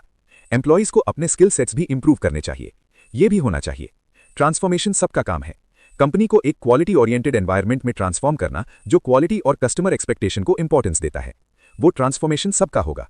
टॉप मैनेजमेंट से लेकर कंपनी के लास्ट एम्प्लॉय तक हर कोई उस प्रोसेस में इन्वॉल्व होना चाहिए। इसे करने के लिए हमारे पास plan, do, check, act cycle है। इन 14 पॉइंट्स को इंप्लीमेंट करने के लिए हमारे पास ये साइकिल है। मतलब ये कि plan, do, check, act cycle का मतलब है, एग्जाम्पल के लिए आप एक प्रोसेस क्रिएट कर रहे हैं, स्टैंडर्ड ऑपरेटिंग प्रोसीजर जो क्वालिटी प्रोडक्ट्स मैन्युफैक्चर करने के लिए एम्प्लॉइज द्वारा फॉलो किया जाना चाहिए। वो प्लान पहले टॉप मैनेजमेंट द्वारा क्रिएट किया जाना चाहिए। हमें कस्टमर एक्सपेक्टेशंस के हिसाब से प्लान क्रिएट करना होगा और फिर आपको प्लान इंप्लीमेंट करना होगा। प्लान इंप्लीमेंट करने के बाद आपको चेक करना होगा कि ये प्रॉपरली काम कर रहा है या नहीं, एम्प्लॉइज प्रोसीजर फॉलो कर रहे हैं या नहीं, फिनिश्ड गुड्स कस्टमर स्पेसिफिकेशन के हिसाब से आ रहे हैं या नहीं, वो सब आपको चेक करना होगा। अगर कोई इंप्रूवमेंट करनी है या कोई मॉडिफिकेशन करना है तो आपको एक्शन लेना होगा। यही plan, do, check, act cycle का मतलब है। इसे डेमिंग व्हील भी कहा जाता है। Deming wheel plan, do, check, act cycle का नाम है। ये एक कंटिन्यूस इंप्रूवमेंट के लिए एक साइकिल है। अगर आप ये साइकिल करते हैं तो कंपनी में कंटिन्यूस इंप्रूवमेंट होगी। कंटिन्यूस इंप्रूवमेंट को कैसे इंप्लीमेंट करें, इसके लिए ही हमारे पास ये साइकिल है। आपको ऑब्जेक्टिव्स और एक्शन प्लान एस्टैब्लिश करना है। डू, प्रोसेस को इंप्लीमेंट करना, और फिर चेक, प्रोसेस की इफेक्टिवनेस को मेजर करना। एक्शन, आपको करेक्टिव एक्शन लेना होगा। ये एक साइकिल है। अब अगली चीज है टोटल क्वालिटी मैनेजमेंट का इंप्लीमेंटेशन। इसे इंप्लीमेंट कैसे करें? इसका फर्स्ट स्टेप है कि आपको डेटा कलेक्ट करना होगा। फिलहाल क्या हो रहा है, ऑर्गेनाइजेशन की करंट रियलिटी क्या है, हम कितनी क्वालिटी प्रोड्यूस कर रहे हैं, हम क्वालिटी को कितनी इंपॉर्टेंस दे रहे हैं, हमें रॉ मटेरियल की कितनी क्वालिटी मिल रही है, लेबर आवर्स की क्वालिटी क्या है, एम्प्लॉइज की क्वालिफिकेशन क्या है, वो प्रॉपर्ली ट्रेंड हैं या नहीं। हमें करंट सिचुएशन को आइडेंटिफाई करना होगा। हमें डेटा क्रिएट करना है। ऑर्गेनाइजेशन को डेटा ऑब्टेन करना चाहिए और फिर आपको करंट सिचुएशन में प्रॉब्लम्स फाइंड आउट करनी है और फिर आपको सबसे पहले करंट प्रॉब्लम्स को सॉल्व करना है। उसके बाद ही आप क्वालिटी को इंपॉर्टेंस दे सकते हैं। करंटली क्या प्रॉब्लम्स हैं, उन्हें पहले सॉल्व किया जाना चाहिए। यहाँ करंट प्रॉब्लम्स क्या हो सकती हैं? Unstable funding. अगर top management continuous improvement implement करना चाहता है, हाई क्वालिटी मटेरियल खरीदना चाहता है, एम्प्लॉइज को ट्रेनिंग देना चाहता है या एक्सपर्ट्स को हायर करना चाहता है, इन सब चीज़ों के लिए हमें फंडिंग की ज़रूरत होगी। अगर फंडिंग अनस्टेबल है तो ये एक प्रॉब्लम है, हमें इसे करेक्ट करना होगा। और फिर वीक मैनेजमेंट। अगर मैनेजमेंट टारगेट अचीव नहीं कर पा रहा है, अगर वो एम्प्लॉइज के साथ प्रॉपर्ली कम्युनिकेट नहीं कर पा रहा है, अगर वो प्लान नहीं कर पा रहा और एम्प्लॉइज से काम नहीं करवा पा रहा, ये वीक मैनेजमेंट की निशानी है। आपको इसे एलिमिनेट करना होगा और प्रॉपर मैनेजमेंट एक्सपर्ट्स को लाना होगा। Poor employee morale. इसका मतलब है कि एम्प्लॉय अपने काम को लेकर प्राउड फील नहीं कर रहा है, उसे प्रॉपर सैलरी नहीं मिल रही है, कंपनी की तरफ उसकी कोई लॉयल्टी नहीं है, उसे कोई सेटिस्फैक्शन नहीं है, एम्प्लॉय के बारे में सब कुछ गलत हो रहा है। इसका मतलब है पुअर एम्प्लॉय मोराल। वो बस नाम के लिए काम कर रहा है, उसे काम से कोई लगाव या अटैचमेंट नहीं है। अगली चीज है इंप्लीमेंटेशन स्टेप्स। पहले हमें प्रॉब्लम्स को सॉल्व करना है, नेक्स्ट TQM को इंप्लीमेंट करना है। अब बात करते हैं टोटल क्वालिटी मैनेजमेंट के क्रिटिसिज्म की। लोगों को इस TQM मेथड में क्या गलत लगा, इसमें प्रॉब्लम्स क्या हैं? ये वो लोग हैं जिन्होंने इस मेथड का क्रिटिसिज्म किया है। वो कह रहे हैं कि ये प्रोसेस की डॉक्यूमेंटेशन पर बहुत ज़्यादा फोकस करता है। वो हर चीज़ को डॉक्यूमेंट करने की कोशिश कर रहे हैं। एफिशिएंसी परसेंटेज क्या है, रॉ मटेरियल क्वालिटी क्या है, फिनिश्ड गुड्स की क्वालिटी क्या है, प्रोसेस में कितना टाइम लग रहा है, किन वेस्ट्स को एलिमिनेट किया जाना है, कितनी कॉस्ट्स रिड्यूस करनी है या सेव करनी है। वो हर चीज़ को बहुत ज़्यादा डॉक्यूमेंट कर रहे हैं। तो फोकस डॉक्यूमेंटेशन पर बहुत ज़्यादा है और एक्चुअल प्रोसेस पर बहुत कम। क्वालिटी एश्योरेंस, वो बस कह रहे हैं कि हमारे पास क्वालिटी है, लेकिन वो एक्चुअली क्वालिटी पर काम नहीं कर रहे हैं। अगर हर कोई TQM अप्लाई करना चाहता है तो वो बस नाम के लिए कर रहे हैं। कोई भी एक्चुअली में प्रिंसिपल्स को फॉलो नहीं कर रहा है। इंटरनल फोकस, नॉर्मली जो लोग TQM इंप्लीमेंट करते हैं वो बस क्वालिटी इंप्रूवमेंट और क्वालिटी इंप्रूवमेंट पर ध्यान देते हैं। वो कस्टमर एक्सपेक्टेशन पर फोकस नहीं कर रहे हैं। क्वालिटी इंप्रूवमेंट एक हिस्सा है, दूसरा हिस्सा ये है कि आपको इसे कस्टमर की एक्सपेक्टेशन के हिसाब से करना है। जब मैनेजमेंट TQM इंप्लीमेंट करती है तो अक्सर कस्टमर एक्सपेक्टेशन को इग्नोर कर दिया जाता है। ये वो नॉर्मल प्रॉब्लम्स हैं जो हमें TQM मेथड इंप्लीमेंट करते वक्त मिलती हैं। अब एक ऐसे पर्सन की बात करते हैं जिसने कस्टमर फोकस को रिवाइव किया। वो कह रहे हैं कि हमें टोटल एम्प्लॉई इन्वॉल्वमेंट पर जोर देना चाहिए। टोटल एम्प्लॉई इन्वॉल्वमेंट, ये पर्सन कहते हैं कि main focus total employee involvement पर होना चाहिए। इसमें क्या होना चाहिए? इस आइडिया के मेन फीचर्स हैं कि कंपनी के विजन के लिए लॉयल्टी होनी चाहिए, टफ और विजिबल गोल्स के थ्रू। एम्प्लॉयज को गोल्स दिए जाने चाहिए, उन्हें अचीव करने के लिए गोल्स मिलने चाहिए। ये गोल्स टफ होने चाहिए। एम्प्लॉयज को उन गोल्स को अचीव करने के लिए हार्डवर्क करना होगा। वो गोल्स कंपनी के विजन के हिसाब से होने चाहिए। सैटिस्फाइड कस्टमर्स और मोटिवेटेड एम्प्लॉयज ही कंपनी के ट्रू एसेट्स हैं। अगर कंपनी के पास कोई एसेट है तो वो बस सैटिस्फाइड कस्टमर्स और मोटिवेटेड एम्प्लॉयज हैं। मशीनरी वगैरह अब एसेट नहीं है। कस्टमर्स बहुत इंपॉर्टेंट एसेट्स हैं और एम्प्लॉयज भी बहुत इंपॉर्टेंट एसेट्स हैं। अगली चीज है स्पीडी रिस्पॉन्स के लिए हायरार्किकल लेयर्स को एलिमिनेट करना। इसका मतलब है कि एग्जाम्पल के लिए ऑर्गेनाइजेशंस में एक हायरार्की होती है। जैसे ये बॉटम लेवल एम्प्लॉय है, उसे मैनेजर को रिपोर्ट करना है, मैनेजर को CEO को रिपोर्ट करना है, CEO टॉप मैनेजमेंट को रिपोर्ट करेगा। इस तरह उनके पास एक हायरार्की होती है। अगर यहाँ कस्टमर को कोई कंप्लेंट रिपोर्ट करनी है तो उसे इस पूरी चेन के ऊपर जाना होगा और तब जाकर ये टॉप मैनेजमेंट तक पहुंचेगा। इसमें बहुत टाइम लगेगा। अगर आप स्पीडी रिस्पॉन्स चाहते हैं तो आपको इस हायरार्की को एलिमिनेट करना होगा। आपको फंक्शनल टीम्स क्रिएट करनी होंगी जो हर क्वेरी को हैंडल करेंगी। इस तरह आपको हायरार्की खत्म करनी है और इंश्योर करना है कि कस्टमर नीड्स के लिए स्पीडी रिस्पॉन्स हो। अगर आपका कस्टमर केयर अच्छा है तो बहुत से लोग आपके प्रोडक्ट्स खरीदेंगे। बिना कस्टमर केयर के लोग प्रोडक्ट्स खरीदने में हिचकिचाएंगे। डिसेंट्रलाइजेशन ऑफ मैनेजमेंट, सेंट्रलाइजेशन नहीं होना चाहिए। टॉप मैनेजमेंट बस लोगों का एक कोर सेट है। उसके बाद हमारे पास मैनेजमेंट का आउटर सेट होगा। मैनेजमेंट सेंट्रलाइज्ड है। इसके बजाय हमें क्या करना चाहिए? अगर टॉप मैनेजमेंट में 4 इंपॉर्टेंट लोग हैं और हर कोई एक पर्टिकुलर फील्ड में स्पेशलाइज करता है तो हमें उस पर्टिकुलर हेड पर्सन की मैनेजमेंट के अंडर 4 अलग अलग टीम्स क्रिएट करनी चाहिए। इस तरह आपको मैनेजमेंट को डिसेंट्रलाइज करना है। हर फंक्शन को डिसेंट्रलाइज करना है। आपको एक अलग कंसेंट्रेटेड एरिया में नहीं होना चाहिए। इससे एम्प्लॉयज की क्रिएटिव एनर्जी को एंगेज करने में मदद मिलेगी। एम्प्लॉयज उस पर्टिकुलर हेड पर्सन को आइडियाज देंगे। क्योंकि वो उस फील्ड में एक्सपर्ट है, वो उस आइडिया को इंप्रूव करेगा और इंप्लीमेंट करेगा। इससे कंपनी के लिए एफिशिएंसी क्रिएट होगी। और जब आप देखते हैं TQM कस्टमर प्रॉब्लम सॉल्व करने के बारे में है। कस्टमर की एक्सपेक्टेशन के हिसाब से एक्ट करना और प्रोडक्ट की क्वालिटी इंप्रूव करना। ये एक सर्विस बेस्ड इंडस्ट्री में प्रॉपर नहीं होगा। सर्विस बेस्ड इंडस्ट्री में हम कोई प्रोडक्ट मैन्युफैक्चर नहीं कर रहे हैं, तो ये वहां उतना रेलेवेंट नहीं होगा। उसके लिए हमारे पास TQS है। ये भी कस्टमर ओरिएंटेड है। ये कस्टमर के लिए काम करेगा, लेकिन ये सर्विस सेक्टर में होगा। ये सर्विस सेक्टर में यूज किया जाएगा। सर्विस सेक्टर में क्या प्रॉब्लम्स होती हैं? प्रोसीजर्स बहुत स्लो होते हैं, एरर्स होते हैं, इनएक्यूरेसीज होती हैं, ओवरसाइट होती है, कोऑर्डिनेशन नहीं होता। ये सब आप टोटल क्वालिटी सर्विस यूज करके सॉल्व करेंगे। ये मेनली टाइटर कंट्रोल की तरफ ओरिएंटेड है। इसमें ज्यादा इंटरनल कंट्रोल होगा जो सर्विस ऑर्गेनाइजेशन के हर एम्प्लॉय के काम पर चेक रखेगा। कंक्लूजन, टोटल क्वालिटी मैनेजमेंट में हमारे पास कोई सिंगल थियरी नहीं है, लेकिन सालों से जिन लोगों ने इसे डेवलप किया है, हमने इसे एक होलिस्टिक फिलॉसफी के रूप में लिया है। मैनेजमेंट की ये डिसिप्लिन और फिलॉसफी प्लान्ड और कंटिन्यूअस इंप्रूवमेंट पर फोकस करेगी। क्वालिटी इसका रिजल्ट होगा। अगर आप ये सब करेंगे तो आपको हाई क्वालिटी मिलेगी। सभी एम्प्लॉयज इंप्रूवमेंट प्रोसेस में इन्वॉल्व होंगे। At the end of the day आपके पास क्वालिटी सिस्टम होगा और फिर आपके पास क्वालिटी कल्चर होगा। TQM के रिजल्ट्स क्या हैं? आपके पास हाई कस्टमर रिटेंशन होगा। ज्यादा कस्टमर्स आपकी कंपनी के साथ जुड़े रहेंगे। वो दूसरे लोगों के पास स्विच नहीं करेंगे। हायर रेवेन्यू होगा। ब्रांड रिकॉग्नाइज किया जाएगा। उनकी रेपुटेशन के लिए गुडविल होगी। ब्रांड रेपुटेशन होगी, गुडविल होगी, क्वालिटी इंप्रूव होगी, प्रोडक्ट क्वालिटी इंप्रूव हो जाएगी। TQM 6 सिग्मा से सिमिलर है, लेकिन इन दोनों में कई डिफरेंसेस हैं। आप बाद में सीखेंगे कि 6 सिग्मा क्या है। उस वक्त मैं इस पॉइंट को लिंक करूंगा। अब अगले पेज पर उन्होंने प्रैक्टिकल इंसाइट का कॉन्सेप्ट दिया है। उन्होंने बताया है कि रियल वर्ल्ड में क्वालिटी इंप्रूवमेंट कैसे इंप्लीमेंट किया जाता है, जनरल इलेक्ट्रिक और मोटोरोला का एग्जाम्पल लेकर। उन्होंने रियल वर्ल्ड कंपनीज का एग्जाम्पल लिया है। ये बस आपको कॉन्सेप्ट समझाने के लिए है, आप इसे बाद में पढ़ सकते हैं, ये उतना इंपॉर्टेंट नहीं है। बस उन्होंने एक एग्जाम्पल दिया है। अगर आप ये एग्जाम्पल पढ़ेंगे तो आप समझेंगे कि ये रियल वर्ल्ड में प्रैक्टिकली कैसे अप्लाई होगा। बस इतना ही। अगली चीज है सप्लाई चेन मैनेजमेंट। हमने टोटल क्वालिटी मैनेजमेंट का कॉन्सेप्ट कंप्लीट कर लिया है। अब हम सप्लाई चेन मैनेजमेंट की तरफ बढ़ रहे हैं। सप्लाई चेन क्या है? ये कस्टमर्स को सर्व करने की एक कंप्लीट चेन है। एग्जाम्पल के लिए, आप फिनिश्ड गुड्स मैन्युफैक्चर करने वाली एक कंपनी है। आप प्रोडक्ट मैन्युफैक्चर कर रहे हैं, आप मैन्युफैक्चरर हैं। आप सप्लायर से रॉ मटेरियल परचेज करेंगे, आप फिनिश्ड गुड्स मैन्युफैक्चर करेंगे, आप इसे डिस्ट्रीब्यूटर को भेजेंगे, वो इसे होलसेलर को भेजेगा। डिस्ट्रीब्यूटर के नीचे बहुत सारे होलसेलर्स होंगे, वो उन्हें भेजेगा। उसके बाद आपको रिटेलर मिलेगा, वो रिटेलर कस्टमर को प्रोडक्ट सेल करेगा। कस्टमर डायरेक्टली रिटेलर से खरीदेगा। कस्टमर को सारे सप्लायर मैन्युफैक्चरर वगैरह के बारे में पता नहीं होगा, वो सिर्फ रिटेलर को जानता है। ये पूरी चेन जो आप फिनिश्ड गुड्स कस्टमर तक सप्लाई करने के लिए यूज कर रहे हैं, सप्लाई चेन का यही मतलब है। इस पूरी चेन को सप्लाई चेन कहा जाता है। अब सप्लाई चेन्स वैल्यू चेन्स को एनकरेज करती हैं। हमने फर्स्ट चैप्टर में देखा था कि हमारे पास वैल्यू चेन नाम की कोई चीज है। Inbound logistics, outbound logistics, marketing और सेल्स, आफ्टर सेल्स सर्विस वगैरह। वो वैल्यू चेन्स सप्लाई चेन के लिए बहुत इंपॉर्टेंट हैं। अगर आप वैल्यू चेन में क्वालिटी और एफिशिएंसी इंप्रूव करते हैं तो हर कंपनी को फायदा होगा, तो सप्लाई चेन को अल्टीमेटली फायदा मिलेगा।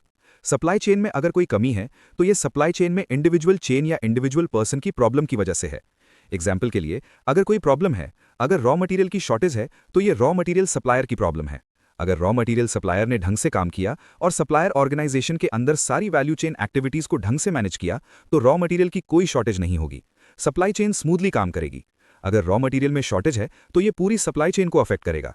तो आपको वैल्यू चेन प्रॉपर रखनी होगी और फिर आपको सप्लाई चेन पर फोकस करना होगा। रॉ मटेरियल से एंड यूजर तक का सफर, सप्लाई चेन का यही मतलब है। यहां अगर आप देखें तो उन्होंने डायग्राम्स दिए हैं। Supply, raw material supplier, manufacturer, distributor, retailer, customer, ये सप्लाई चेन है। यहां हम देख सकते हैं कि प्रोडक्ट का ट्रांसफॉर्मेशन इतनी सारी एक्टिविटीज से होता है जो वो प्रोडक्ट को रॉ मटेरियल से फिनिश्ड गुड्स में बदलने के लिए कर रहे हैं। प्रोडक्शन प्लानिंग होनी चाहिए, परचेजिंग होनी चाहिए, material management, distribution, customer service, forecasting, ये वो एक्टिविटीज हैं जो सप्लाई चेन में की जा रही हैं। सप्लाई चेन मैनेजमेंट क्या है? ये जो सप्लाई चेन आपके पास है, उस चेन को आप मैनेज कर रहे हैं। मैनेजिंग का मतलब है कि आप उस सप्लाई चेन में हर किसी को मैनेज कर रहे हैं। कस्टमर को आप मैनेज कर रहे हैं, सप्लायर को आप मैनेज कर रहे हैं, कस्टमर सर्विस आप दे रहे हैं, डिमांड आप मैनेज कर रहे हैं, ऑर्डर आप फुलफिल कर रहे हैं। ये वो एक्टिविटीज हैं जो आप सप्लाई चेन में कर रहे हैं। कस्टमर रिलेशनशिप मैनेजमेंट का मतलब है कि आप कस्टमर के साथ रिश्ता डेवलप कर रहे हैं। आप कस्टमर के हिसाब से काम कर रहे हैं, कस्टमर को डिस्काउंट दे रहे हैं, आप कस्टमर के साथ इंटरैक्ट कर रहे हैं, आप कस्टमर के साथ बिजनेस रिलेशन इंप्रूव कर रहे हैं, आप अपने रॉ मटेरियल सप्लायर के साथ भी उतना ही अच्छा रिश्ता मेंटेन कर रहे हैं। अगली चीज है कस्टमर सर्विस मैनेजमेंट। आप कस्टमर को आफ्टर सेल सर्विस दे रहे हैं। अगर ये अच्छा है तो बहुत सारे कस्टमर्स आपकी कंपनी में आएंगे। डिमांड मैनेजमेंट, आपको डिमांड मैनेज करनी होगी। कस्टमर्स जब परचेज कर रहे होंगे तो वो कंपनी के पास डिमांड रेस करेंगे। वो एक रिक्वायरमेंट पोस्ट करेंगे कि हमें फिनिश्ड गुड्स के इतने यूनिट्स चाहिए, इस टाइम पर चाहिए, इस डेट पर चाहिए। वो अब आपको मैनेज करना है। डिमांड मैनेजमेंट का यही मतलब है, आप प्रोड्यूसर कैपेबिलिटी को मैच कर रहे हैं। फिनिश्ड गुड्स मैन्युफैक्चर करने की आपकी कैपेबिलिटी क्या है, और फिर कस्टमर रिक्वायरमेंट, फिनिश्ड गुड्स की कस्टमर की रिक्वायरमेंट, आप इन दोनों को मैच कर रहे हैं। ऑर्डर फुलफिलमेंट, जब कोई कस्टमर ऑर्डर करता है तो उसे फुलफिल करने के लिए आपको सारी एक्टिविटीज करनी होती हैं।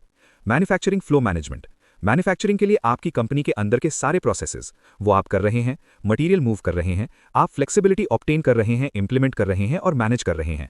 आप अपनी कंपनी के बीच ही फिनिश्ड गुड्स ये प्रोडक्ट्स का फ्लो मेंटेन कर रहे हैं। ये भी एक important manufacturing flow management activity है। प्रोडक्ट डेवलपमेंट और कमर्शियलाइजेशन, आप कस्टमर की बढ़ती हुई जरूरतों के हिसाब से नए प्रोडक्ट्स डेवलप करेंगे। एग्जाम्पल के लिए, एप्पल कंपनी हर साल नए आईफोन्स लॉन्च करती है। नए प्रोडक्ट डेवलप करने का यही मतलब है कि वो या तो आईफोन में ही नया मॉडल रिलीज कर सकते हैं या वो पूरी तरह से नया प्रोडक्ट ला सकते हैं, जैसे आईपैड, मैक, लैपटॉप वगैरह। वैसे ही वो एक एकदम नया प्रोडक्ट भी ला सकते हैं। ये भी प्रोडक्ट डेवलपमेंट के अंदर आएगा। रिटर्न्स मैनेजमेंट, जब कस्टमर डिफेक्ट्स या किसी प्रॉब्लम की वजह से प्रोडक्ट रिटर्न कर रहा है तो आपको उसे भी मैनेज करना चाहिए। ये भी सप्लाई चेन मैनेजमेंट के अंदर आएगा। ये एक्टिविटीज का पूरा सेट है जो सप्लाई चेन मैनेजमेंट के अंदर आता है। सप्लाई चेन में हमारे पास दो तरह की सप्लाई चेन्स होती हैं, पुश और पुल। पुश और पुल का क्या मतलब है, हमने प्रैक्टिकल सम्स में पहले ही देख लिया था। अगर आपने मेरे चैनल पर सेट बी प्रैक्टिकल सम्स का मैराथन वीडियो देखा है चैप्टर 3 में, तो मैंने वहां सप्लाई चेन के पुश और पुल मॉडल के बारे में एक्सप्लेन किया होगा।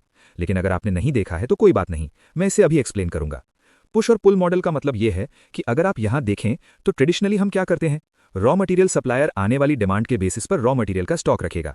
वो पास्ट रिकॉर्ड्स एनालाइज करेगा और फिर सोचेगा कि इतनी डिमांड आने वाली है, इतने लोग रॉ मटेरियल खरीदने आएंगे।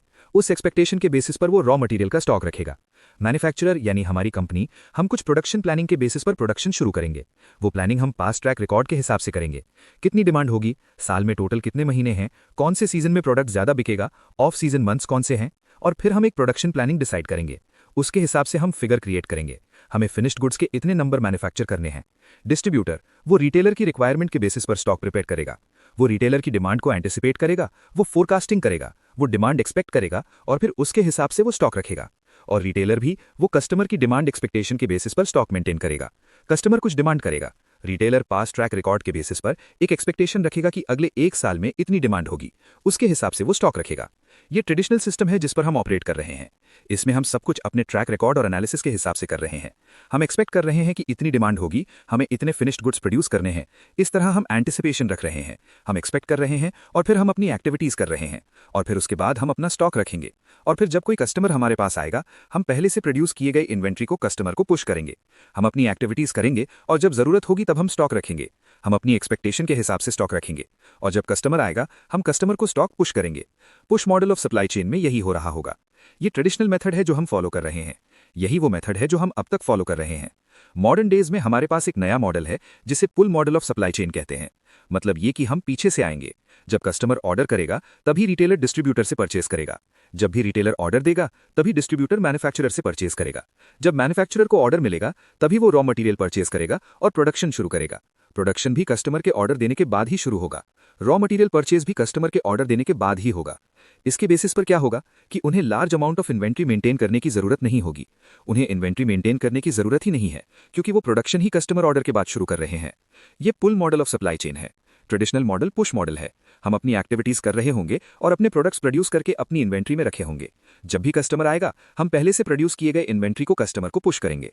पुल मॉडल में हम प्रोडक्शन कस्टमर के ऑर्डर के बाद शुरू करेंगे। अब सप्लाई चेन के ये दो मेथड्स हैं, पुश मॉडल और पुल मॉडल।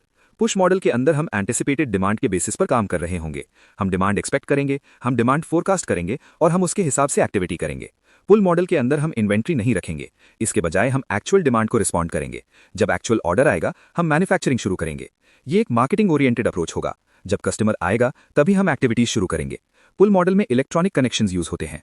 पुल मॉडल में कस्टमर डायरेक्टली ऑर्डरिंग के लिए नहीं आएगा, इसमें टाइम लगेगा। वो ऑनलाइन प्लेटफॉर्म्स के थ्रू ऑर्डर करेगा। ऑनलाइन प्लेटफॉर्म्स रिटेलर को ऑर्डर दिखाएंगे, वो भी ऑनलाइन प्लेटफॉर्म्स के बेसिस पर ऑर्डर करेगा। फास्ट कम्युनिकेशन के लिए ऑनलाइन प्लेटफॉर्म्स यूज किए जाएंगे, इलेक्ट्रॉनिक कनेक्शन यूज किया जाएगा। Electronic supply chain connectivity customers को डायरेक्शन देने की अपॉर्चुनिटी देगी। वो कुछ स्पेसिफिकेशन देंगे, जैसे मुझे इतने अमाउंट ऑफ गुड्स चाहिए, मुझे ये इस क्वालिटी में चाहिए, आप मटेरियल का ये ग्रेड यूज कर सकते हैं, आप इतना लेबर यूज कर सकते हैं, ये वो टाइम है जिस पर मुझे वो चाहिए। इस तरह वो कस्टमर द्वारा स्पेसिफिकेशन डायरेक्शन दी जाएगी। प्रिसाइज स्पेसिफिकेशन कस्टमर ऑर्डर कर सकता है। कस्टमर के पास डायरेक्ट वॉइस होगी, वो खुद ऑर्डर बताएगा। वो बताएगा कि कैसे मैन्युफैक्चर करना है, क्या सारी चीजें आपको करनी है। इस तरह वो प्रिसाइज स्पेसिफिकेशन दे सकते हैं। ई कॉमर्स में ये बहुत ज्यादा पॉसिबल है। इससे कस्टमर और मैन्युफैक्चरर दोनों को फायदा मिलेगा। अब हम देखते हैं अपस्ट्रीम और डाउनस्ट्रीम फ्लो को। यहाँ supply chain raw material supplier से स्टार्ट होती है और कस्टमर पर एंड होती है। ये एक सिंपल चेन है, रॉ मटेरियल सप्लायर, प्रोड्यूसर और फिर कस्टमर। वैसे तो बीच में रिटेलर और होलसेलर भी होते हैं, पर अभी के लिए आप उन्हें इग्नोर कर सकते हैं। सिंपली बस ये ध्यान रखो कि ये तीन मेन लोग सप्लाई चेन में हैं। यहाँ मान लीजिए कि आप प्रोड्यूसर कंपनी हैं।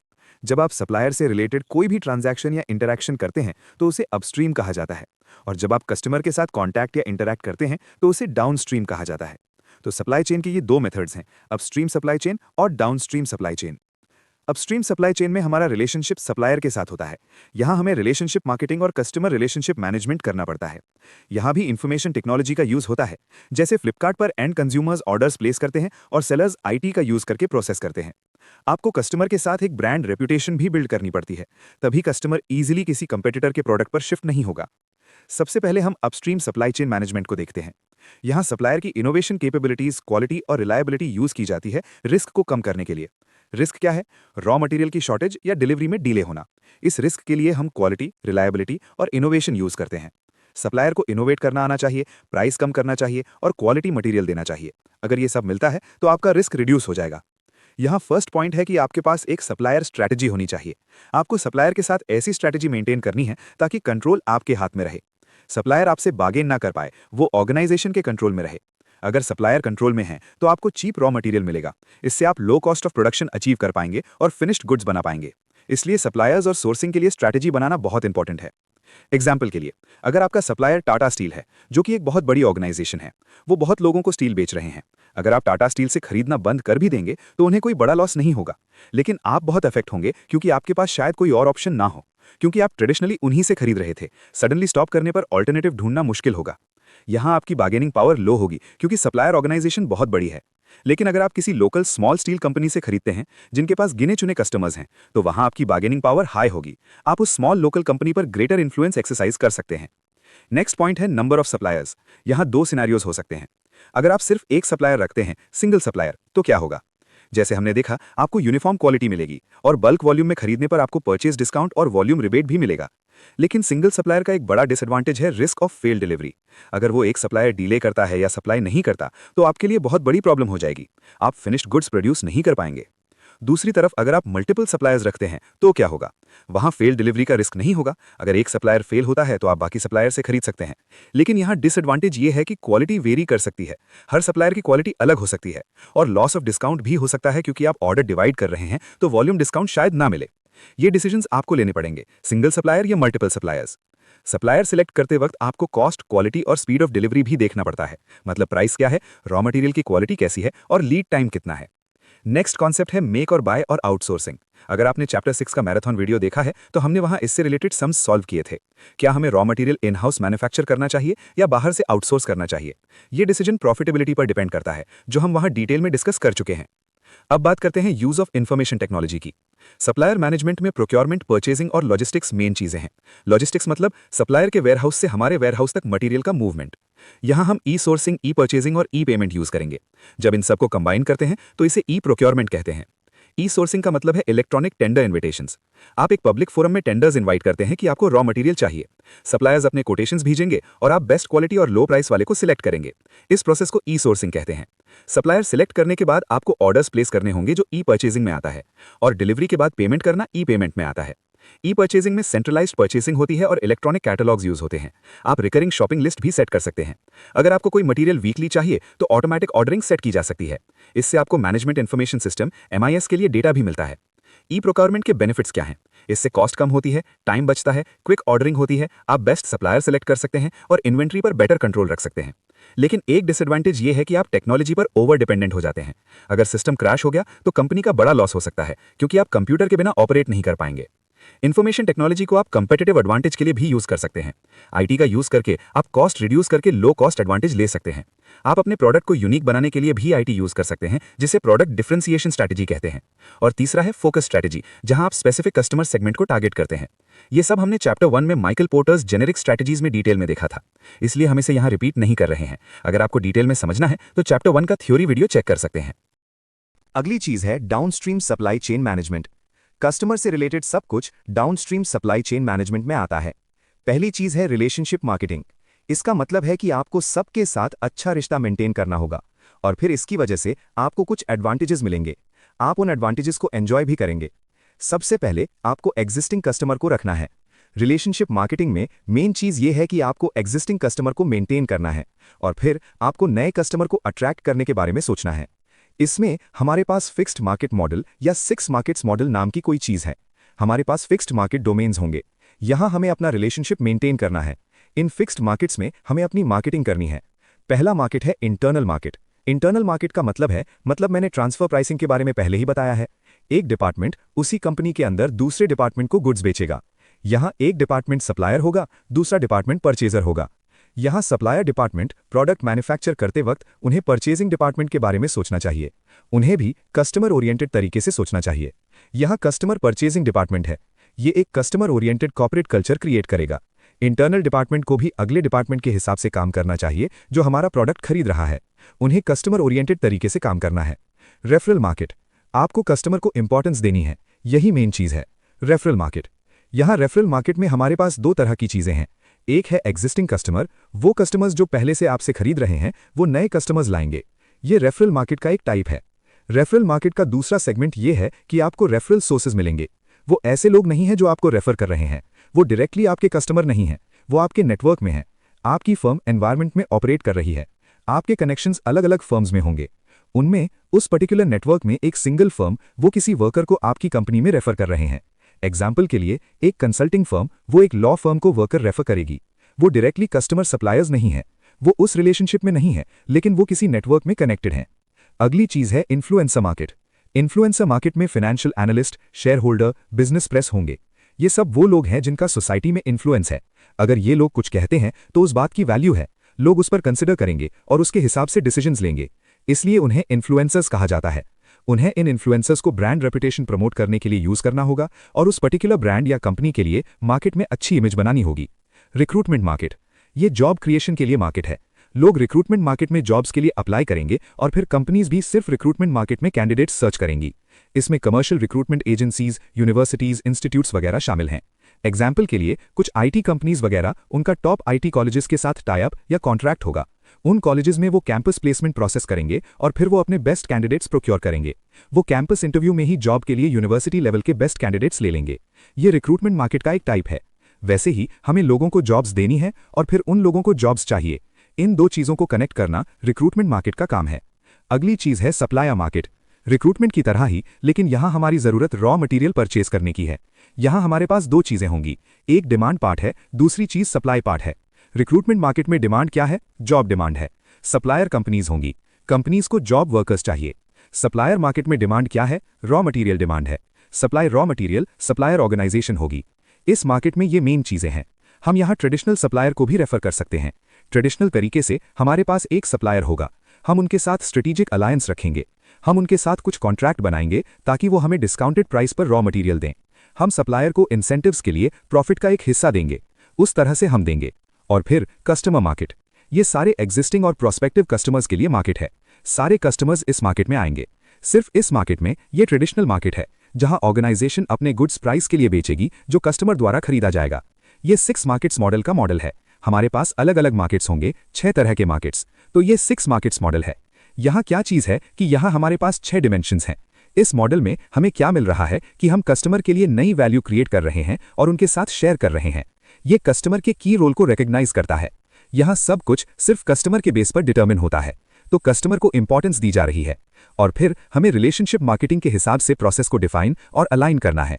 ये बायर और सेलर के बीच कंटिन्यूअस कोऑपरेटिव एफर्ट के लिए मदद करेगा।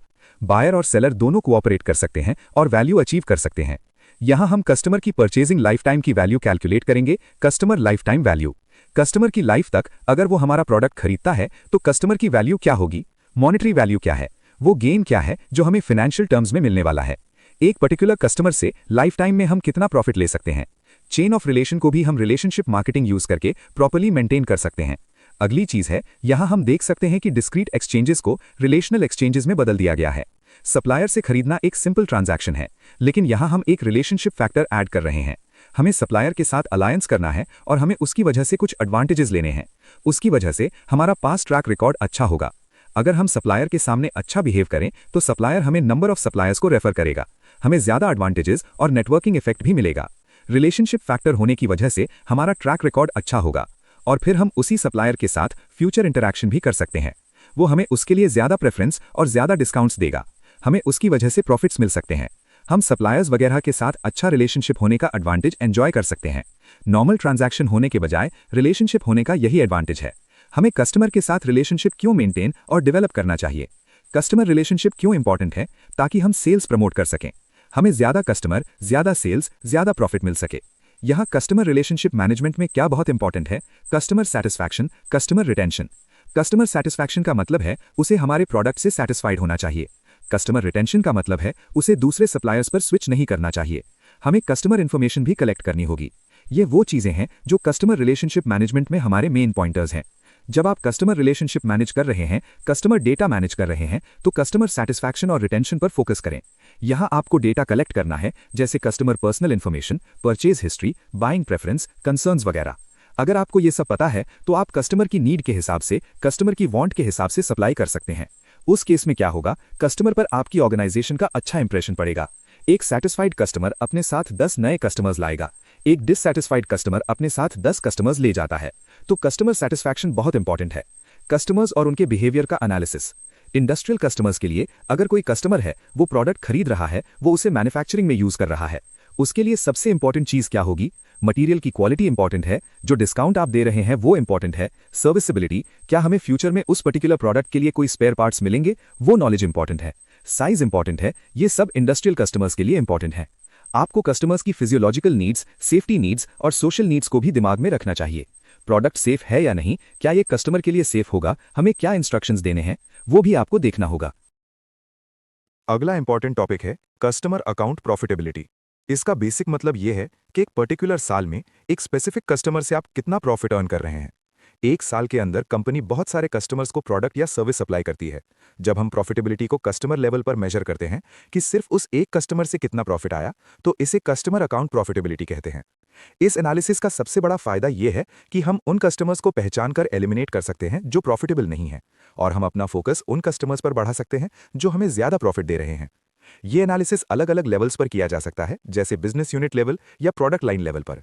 जैसे कि प्रोडक्ट ए से कितना प्रॉफिट मिल रहा है और प्रोडक्ट बी से कितना मिल रहा है। आप इसे ज्योग्राफी वाइज यानी लोकेशन के हिसाब से भी कर सकते हैं।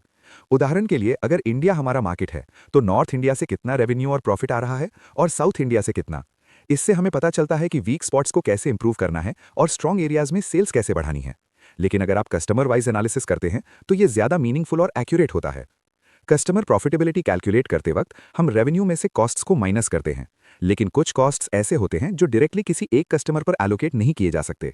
ऐसे जनरल कॉस्ट्स के लिए हम एक्टिविटी बेस्ड कॉस्टिंग यानी एबीसी का यूज करते हैं।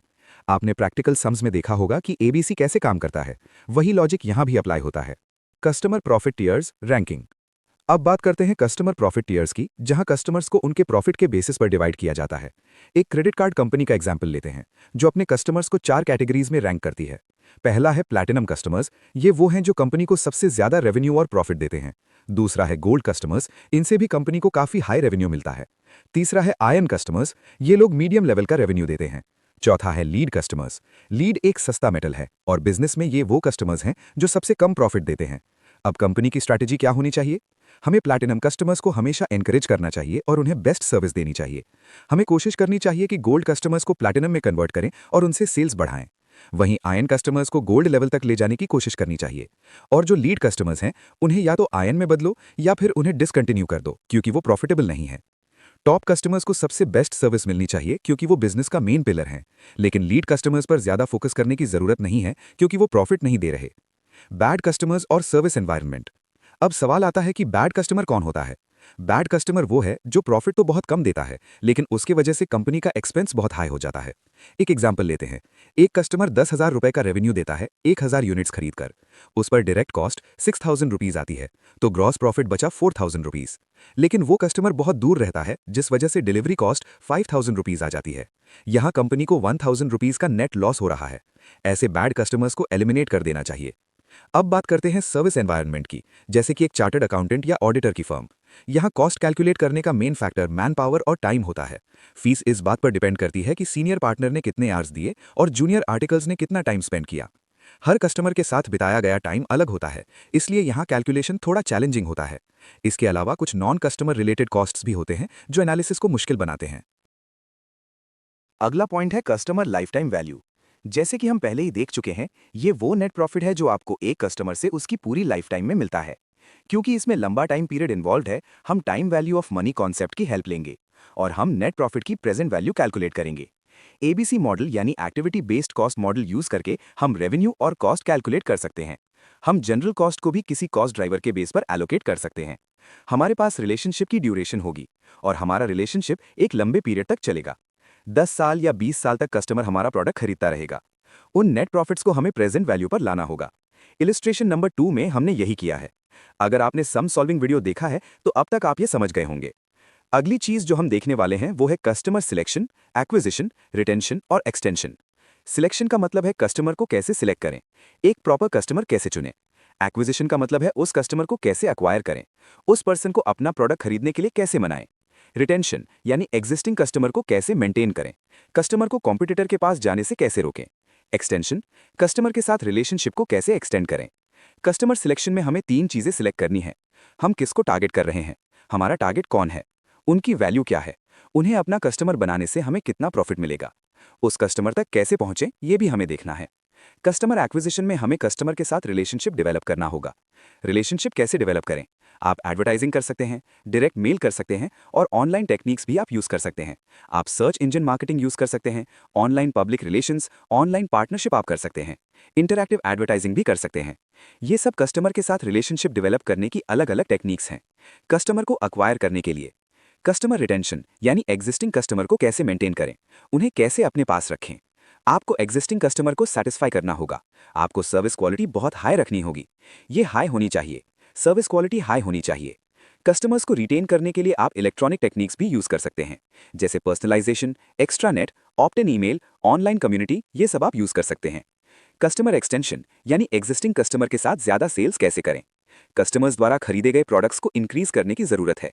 हमें एग्जिस्टिंग कस्टमर के साथ ही ज्यादा सेल्स करनी है। हम रीसेलिंग कर सकते हैं, सिमिलर प्रोडक्ट हम फिर से बेच सकते हैं। क्रॉस सेलिंग, एग्जाम्पल के लिए एक कस्टमर हमारी कंपनी से प्रोडक्ट ए खरीद रहा है, हम उस सेम कस्टमर को प्रोडक्ट बी बेचने की कोशिश भी कर सकते हैं। अप सेलिंग, हम ज्यादा एक्सपेंसिव प्रोडक्ट्स बेच सकते हैं। एग्जाम्पल के लिए करंटली एक कस्टमर 100 रुपए की प्राइस रेंज में खरीद रहा है। इस प्राइस रेंज के प्रोडक्ट्स ही कस्टमर खरीदेगा। अब हम उसे 150 रुपए वाला प्रोडक्ट बेचने की कोशिश कर सकते हैं। हम उसे बेनिफिट्स के बारे में समझा सकते हैं और उसे बेच सकते हैं। हम ज्यादा एक्सपेंसिव प्रोडक्ट्स बेच रहे हैं, जिसे अप सेलिंग कहा जाता है। अब अगली चीज जो हम देखने वाले हैं वो है इंफॉर्मेशन टेक्नोलॉजी का यूज कस्टमर रिलेशनशिप में कैसे करें। डाउनस्ट्रीम सप्लाई चेन मैनेजमेंट, हमें अपने सेल्स सिस्टम को कस्टमर के परचेजिंग सिस्टम से लिंक करना होगा, ताकि कस्टमर कंप्यूटर में ऑर्डर प्लेस कर सके, जो कि परचेजिंग ऑर्गेनाइजेशन है। कस्टमर अपने कंप्यूटर के थ्रू ही ऑर्डर प्लेस कर सकता है। ये हमारे सिस्टम में रिफ्लेक्ट होगा। हम डिलीवरी कर सकते हैं और पेमेंट ले सकते हैं। इससे कस्टमर के साथ एक पर्सनल टच बना रहेगा। हम कॉस्ट और टाइम सेविंग्स कर सकते हैं। ये क्विक एक्शन देगा, हम टाइम बचा सकते हैं। ब्रांड स्ट्रैटेजी, हमें प्रोडक्ट के लिए ब्रांडिंग क्रिएट करनी होगी। हमें ब्रांड को कस्टमर्स के लिए अपीलिंग बनाना होगा। कस्टमर को ब्रांडिंग पसंद आनी चाहिए। हमारा ब्रांड अलग से विजिबल होना चाहिए, डिस्टिंक्टिवली विजिबल। हमारा ब्रांड बाकी कंपेटिटर ब्रांड्स के बीच यूनिकली विजिबल होना चाहिए। अगली चीज है सर्विस लेवल अग्रीमेंट, इसे हम बाद में देख सकते हैं। अब सप्लाई चेन के बेनिफिट्स क्या हैं? सप्लाई चेन की वजह से आपका टाइम रिड्यूस होगा। जब आपको प्रोडक्ट रिक्वायर्ड टाइम पर आसानी से मिल सकता है, तो आप इन्वेंट्री क्यों रखेंगे? आप सिर्फ लो लेवल ऑफ इन्वेंट्री रखेंगे। सिर्फ स्मॉल अमाउंट ऑफ इन्वेंट्री ही आपके पास होगी। जब आपके पास इन्वेंट्री बहुत लो लेवल पर होगी, तो इसके बेनिफिट्स क्या हैं? आपको लोअर इन्वेंट्री होल्डिंग कॉस्ट लगेगी और फिर आपका वर्किंग कैपिटल इन्वेंट्री में ब्लॉक नहीं होगा। आप कम स्टाफ मेंबर्स रख सकते हैं। अगर आप एफिशिएंसी ऑप्टिमाइज करते हैं, तो आप कम एम्प्लॉयज रख सकते हैं। आप प्रोडक्टिविटी इंप्रूव कर सकते हैं। ये सब सप्लाई चेन के बेनिफिट्स हैं। यहाँ हमने वॉलमार्ट और प्रॉक्टर एंड गैम्बल के बीच सप्लाई चेन कोलैबोरेशन का प्रैक्टिकल इंसाइट भी दिया है। ये आप खुद पढ़ सकते हैं। अगली चीज है, ये एप्पल का सप्लाई चेन मॉडल है। सप्लाई चेन वो रियल वर्ल्ड में कैसे इंप्लीमेंट कर रहे हैं, यही उन्होंने यहाँ दिया है। ये आप खुद पढ़ सकते हैं। ये उतना इंपॉर्टेंट नहीं है, बस एक प्रैक्टिकल एग्जाम्पल है। Building a resilient and sustainable supply chain. Supply chain बहुत इंपॉर्टेंट है। अगर सप्लाई चेन में कोई डिस्रप्शन आ जाए, एग्जाम्पल के लिए जैसे कि हम पहले ही डिस्कस कर चुके हैं, अगर रॉ मटेरियल शॉर्टेज हो जाए, हमारा पूरा प्रोडक्शन सेटअप बंद हो जाएगा, हम ऑपरेट नहीं कर पाएंगे। तो इस रिस्क को काउंटर करने के लिए हमें देखना होगा कि सप्लाई चेन में क्या प्रॉब्लम्स हैं। अगर कोविड पैंडेमिक आता है, तो सप्लाई चेन में डिस्रप्शन होगा, सप्लाई चेन में प्रॉब्लम होगी। जियोपॉलिटिकल टेंशन भी सप्लाई चेन को अफेक्ट करेगी, खासकर अगर हम कंट्री के बाहर से प्रोडक्ट्स इंपोर्ट कर रहे हैं। और फिर कंट्रीज का इकोनॉमिक कोलैप्स, हमारी अपनी कंट्री में या अब्रॉड कंट्री में हमारी ऑर्गेनाइजेशन से रिलेटेड कौन सी कंट्रीज हैं। अगर उन कंट्रीज में इकोनॉमिक कोलैप्स होता है, वो कोलैप्स कर रही हैं, तो ये हमारी ऑर्गेनाइजेशन के लिए भी बुरा है। ये हमारी कंपनी को किसी न किसी तरह अफेक्ट करेगा, क्योंकि हम भी सप्लाई चेन में कनेक्टेड हैं। आप ऑयल शॉर्टेज का एग्जाम्पल ले सकते हैं, प्लांट सप्लाई ले सकते हैं। अगर होम कंट्री या दूसरी कंट्री में इन्फ्लेशन, अनएम्प्लॉयमेंट या रिसेशन है, तो वो भी हमें अफेक्ट करेगा। तो हमें सप्लाई चेन के अंदर रेजिलियंस बिल्ड करनी होगी। मतलब ये कि अगर कोई डिस्रप्शन होता भी है, तो सप्लाई चेन को वापस ऑनलाइन आने के काबिल होना चाहिए। इसे खुद को आसानी से और जल्दी रिकवर करना चाहिए और फिर इसे नॉर्मल तरीके से जल्दी ऑपरेट करना चाहिए। रिकवर होने में ज्यादा टाइम नहीं लगना चाहिए। हमें जल्दी रिकवर होना चाहिए और ऑपरेशंस को नॉर्मल मैनर में स्टार्ट करना चाहिए। अगली चीज ये है कि सप्लाई चेन फ्लेक्सिबल होनी चाहिए और एक्सटर्नल एनवायरनमेंट के हिसाब से जल्दी अडेप्ट होनी चाहिए। अगर एक्सटर्नल एनवायरनमेंट में कोई चेंज होता है, तो हमें उसके हिसाब से अडेप्ट करना चाहिए, वरना हमें प्रॉब्लम्स फेस करनी पड़ेंगी। अगली चीज ये है कि ऐसा करने के लिए हम क्या कर सकते हैं। एक रेजिलिएंट सप्लाई चेन कैसे बनाएं जो डिस्रप्शन से जल्दी रिकवर कर सके। हमें एक स्ट्रेस टेस्ट मैप रन करना होगा। ऑर्गेनाइजेशन में सप्लाई चेन में वीक पॉइंट्स क्या है, इसे हम what can go wrong test कह सकते हैं। अगर सप्लाई चेन में डिस्रप्शन होता है तो क्या होगा, तभी हम कॉन्सिक्वेंसेस देख सकते हैं और उसके लिए प्रॉपर प्रिकॉशंस ले सकते हैं। और फिर हमें की मैट्रिक्स और बिजनेस पर इंपैक्ट देखना होगा।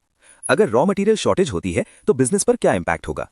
हम कैसे वल्नरेबल हैं, अगर डिसरप्शन होता है तो क्या प्रॉब्लम है, हमारी ऑर्गेनाइजेशन कैसे अफेक्ट होती है, हमारी वल्नरेबिलिटी क्या है, हम उस पर्टिकुलर चेन से कितने अफेक्टेड हैं, ये हमें देखना होगा।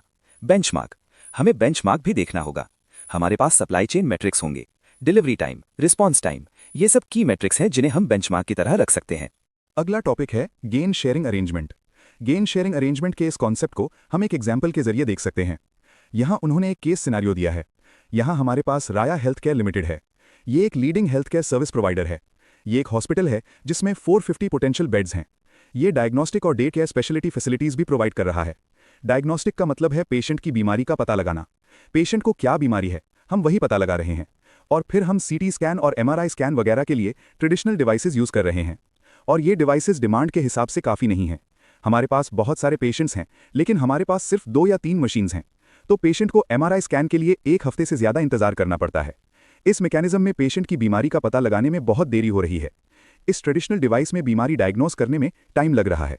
बीमारी डायग्नोस करने में देरी हो रही है, जिसकी वजह से पेशेंट्स को ट्रीटमेंट देने में देर हो जाती है। इसलिए हम सीटी स्कैन और एमआरआई स्कैन को लिव लाइफ को आउटसोर्स करने का प्लान कर रहे हैं। लिव लाइफ एक स्कैनिंग ऑर्गेनाइजेशन है। ये सिर्फ स्कैनिंग और रिपोर्ट्स प्रोवाइड करने के लिए ऑपरेट कर रही है। ये 24 घंटे के अंदर रिपोर्ट्स प्रोवाइड करेगी। फिलहाल कस्टमर्स रिपोर्ट्स पाने के लिए 1 हफ्ते का इंतजार कर रहे हैं। नए प्रपोजल में हमें 24 घंटे के अंदर रिपोर्ट्स मिल जाएंगी। लेकिन राया जो हॉस्पिटल है, उसे शक है कि क्या ये प्रॉफिटेबल होगा या नहीं। यही डाउट है, और यहाँ वो कॉन्ट्रैक्ट बना रहे हैं। इस कॉन्ट्रैक्ट में लिव लाइफ जो स्कैनिंग ऑर्गेनाइजेशन है, वो हॉस्पिटल को सर्विसेज प्रोवाइड करेगी। ये रिपोर्टिंग करेगी, ये बीमारी डायग्नोस करेगी और बिना कोई पेमेंट लिए हॉस्पिटल को रिपोर्ट देगी। और इसकी वजह से हॉस्पिटल को कॉस्ट सेविंग्स मिलेंगी, क्योंकि उन्हें रिपोर्ट्स जल्दी मिल सकती हैं, उन्हें ज़्यादा पेशेंट्स मिलेंगे। कंपनी यानी हॉस्पिटल को ज़्यादा प्रॉफिट्स मिलेंगे। उन प्रॉफिट्स और कॉस्ट सेविंग्स में से उन्हें सप्लायर ऑर्गेनाइजेशन को एक हिस्सा देना होगा। वो स्कैनिंग ऑर्गेनाइजेशन लिव लाइफ है। हॉस्पिटल को गेन्स में हिस्सा देना होगा। गेन शेयरिंग अरेंजमेंट का यही मतलब है। इस प्रोग्राम की वजह से हमें क्या गेन हो रहा है, वो gain live life supplier organization और हॉस्पिटल के बीच शेयर किया जाएगा। ये टर्म्स हैं। पहले साल में जनरेट की गई cost savings supplier scanning organization live life द्वारा रिटेन की जाएगी। दूसरे और तीसरे साल में कॉस्ट सेविंग्स 30:70 के प्रोपोर्शन में डिवाइड की जाएगी। 30% हॉस्पिटल को जाएगा, 70% सप्लायर स्कैनिंग ऑर्गेनाइजेशन को जाएगा। हमारे पास ये डिस्पैरिटी क्यों है कि लिव लाइफ स्कैनिंग ऑर्गेनाइजेशन ये बिना कोई पेमेंट लिए सर्विसेज कर रही है, ये रिस्क ले रही है। अगर प्रोग्राम कोई गेन नहीं देता है तो सप्लायर ऑर्गेनाइजेशन या स्कैनिंग ऑर्गेनाइजेशन को कोई पेमेंट नहीं की जाएगी। तो हम रिस्क ले रहे हैं। उस रिस्क की वजह से हमें कॉस्ट सेविंग्स में ज़्यादा हिस्सा मिल रहा है। चौथे साल में कॉस्ट सेविंग्स हॉस्पिटल को ही पास कर दी जाएगी। हॉस्पिटल द्वारा प्रपोज किए गए आइडिया द्वारा जनरेट की गई कोई भी कॉस्ट सेविंग्स जिसमें स्कैनिंग ऑर्गेनाइजेशन द्वारा किसी एक्स्ट्रा कैपिटल इन्वेस्टमेंट की जरूरत नहीं है, वो हॉस्पिटल को ही पास कर दी जाएगी। अगर कोई पर्टिकुलर कॉस्ट सेविंग्स है जो पूरी तरह से उस हॉस्पिटल की वजह से जनरेट हुई है, तो वो कॉस्ट सेविंग्स हॉस्पिटल द्वारा ही रिटेन की जाएगी। अब हमें देखना है कि यहाँ अग्रीमेंट क्या है। ये गेन शेयरिंग अरेंजमेंट है। यहाँ supplier scanning organization services provide कर रही है, कॉन्ट्रैक्ट ले रही है और बिना कोई पेमेंट लिए सभी पेशेंट्स के लिए 24 घंटे के अंदर रिपोर्ट्स प्रोवाइड कर रही है। वो रिस्क ले रहे हैं और इसकी वजह से उन्हें रिटर्न भी मिल रहा है, कॉस्ट सेविंग्स। पहले साल ये पूरी तरह से स्कैनिंग ऑर्गेनाइजेशन को दिया जाएगा। इस तरह रिटर्न्स इस टाइप में शेयर किए जाते हैं। तो ये गेन शेयरिंग अरेंजमेंट है। यहाँ दोनों पार्टीज के लिए बेनिफिट होगा। सप्लायर बिना पेमेंट मिलने की गारंटी के काम कर रहा होगा। पेमेंट जनरेट हुई कॉस्ट सेविंग्स पर बेस्ड होगी। बेनिफिट्स जो कस्टमर को मिल रहे हैं, हॉस्पिटल को किस कॉस्ट सेविंग्स का फायदा हो रहा है, वही सप्लायर के पेमेंट का बेसिस होगा।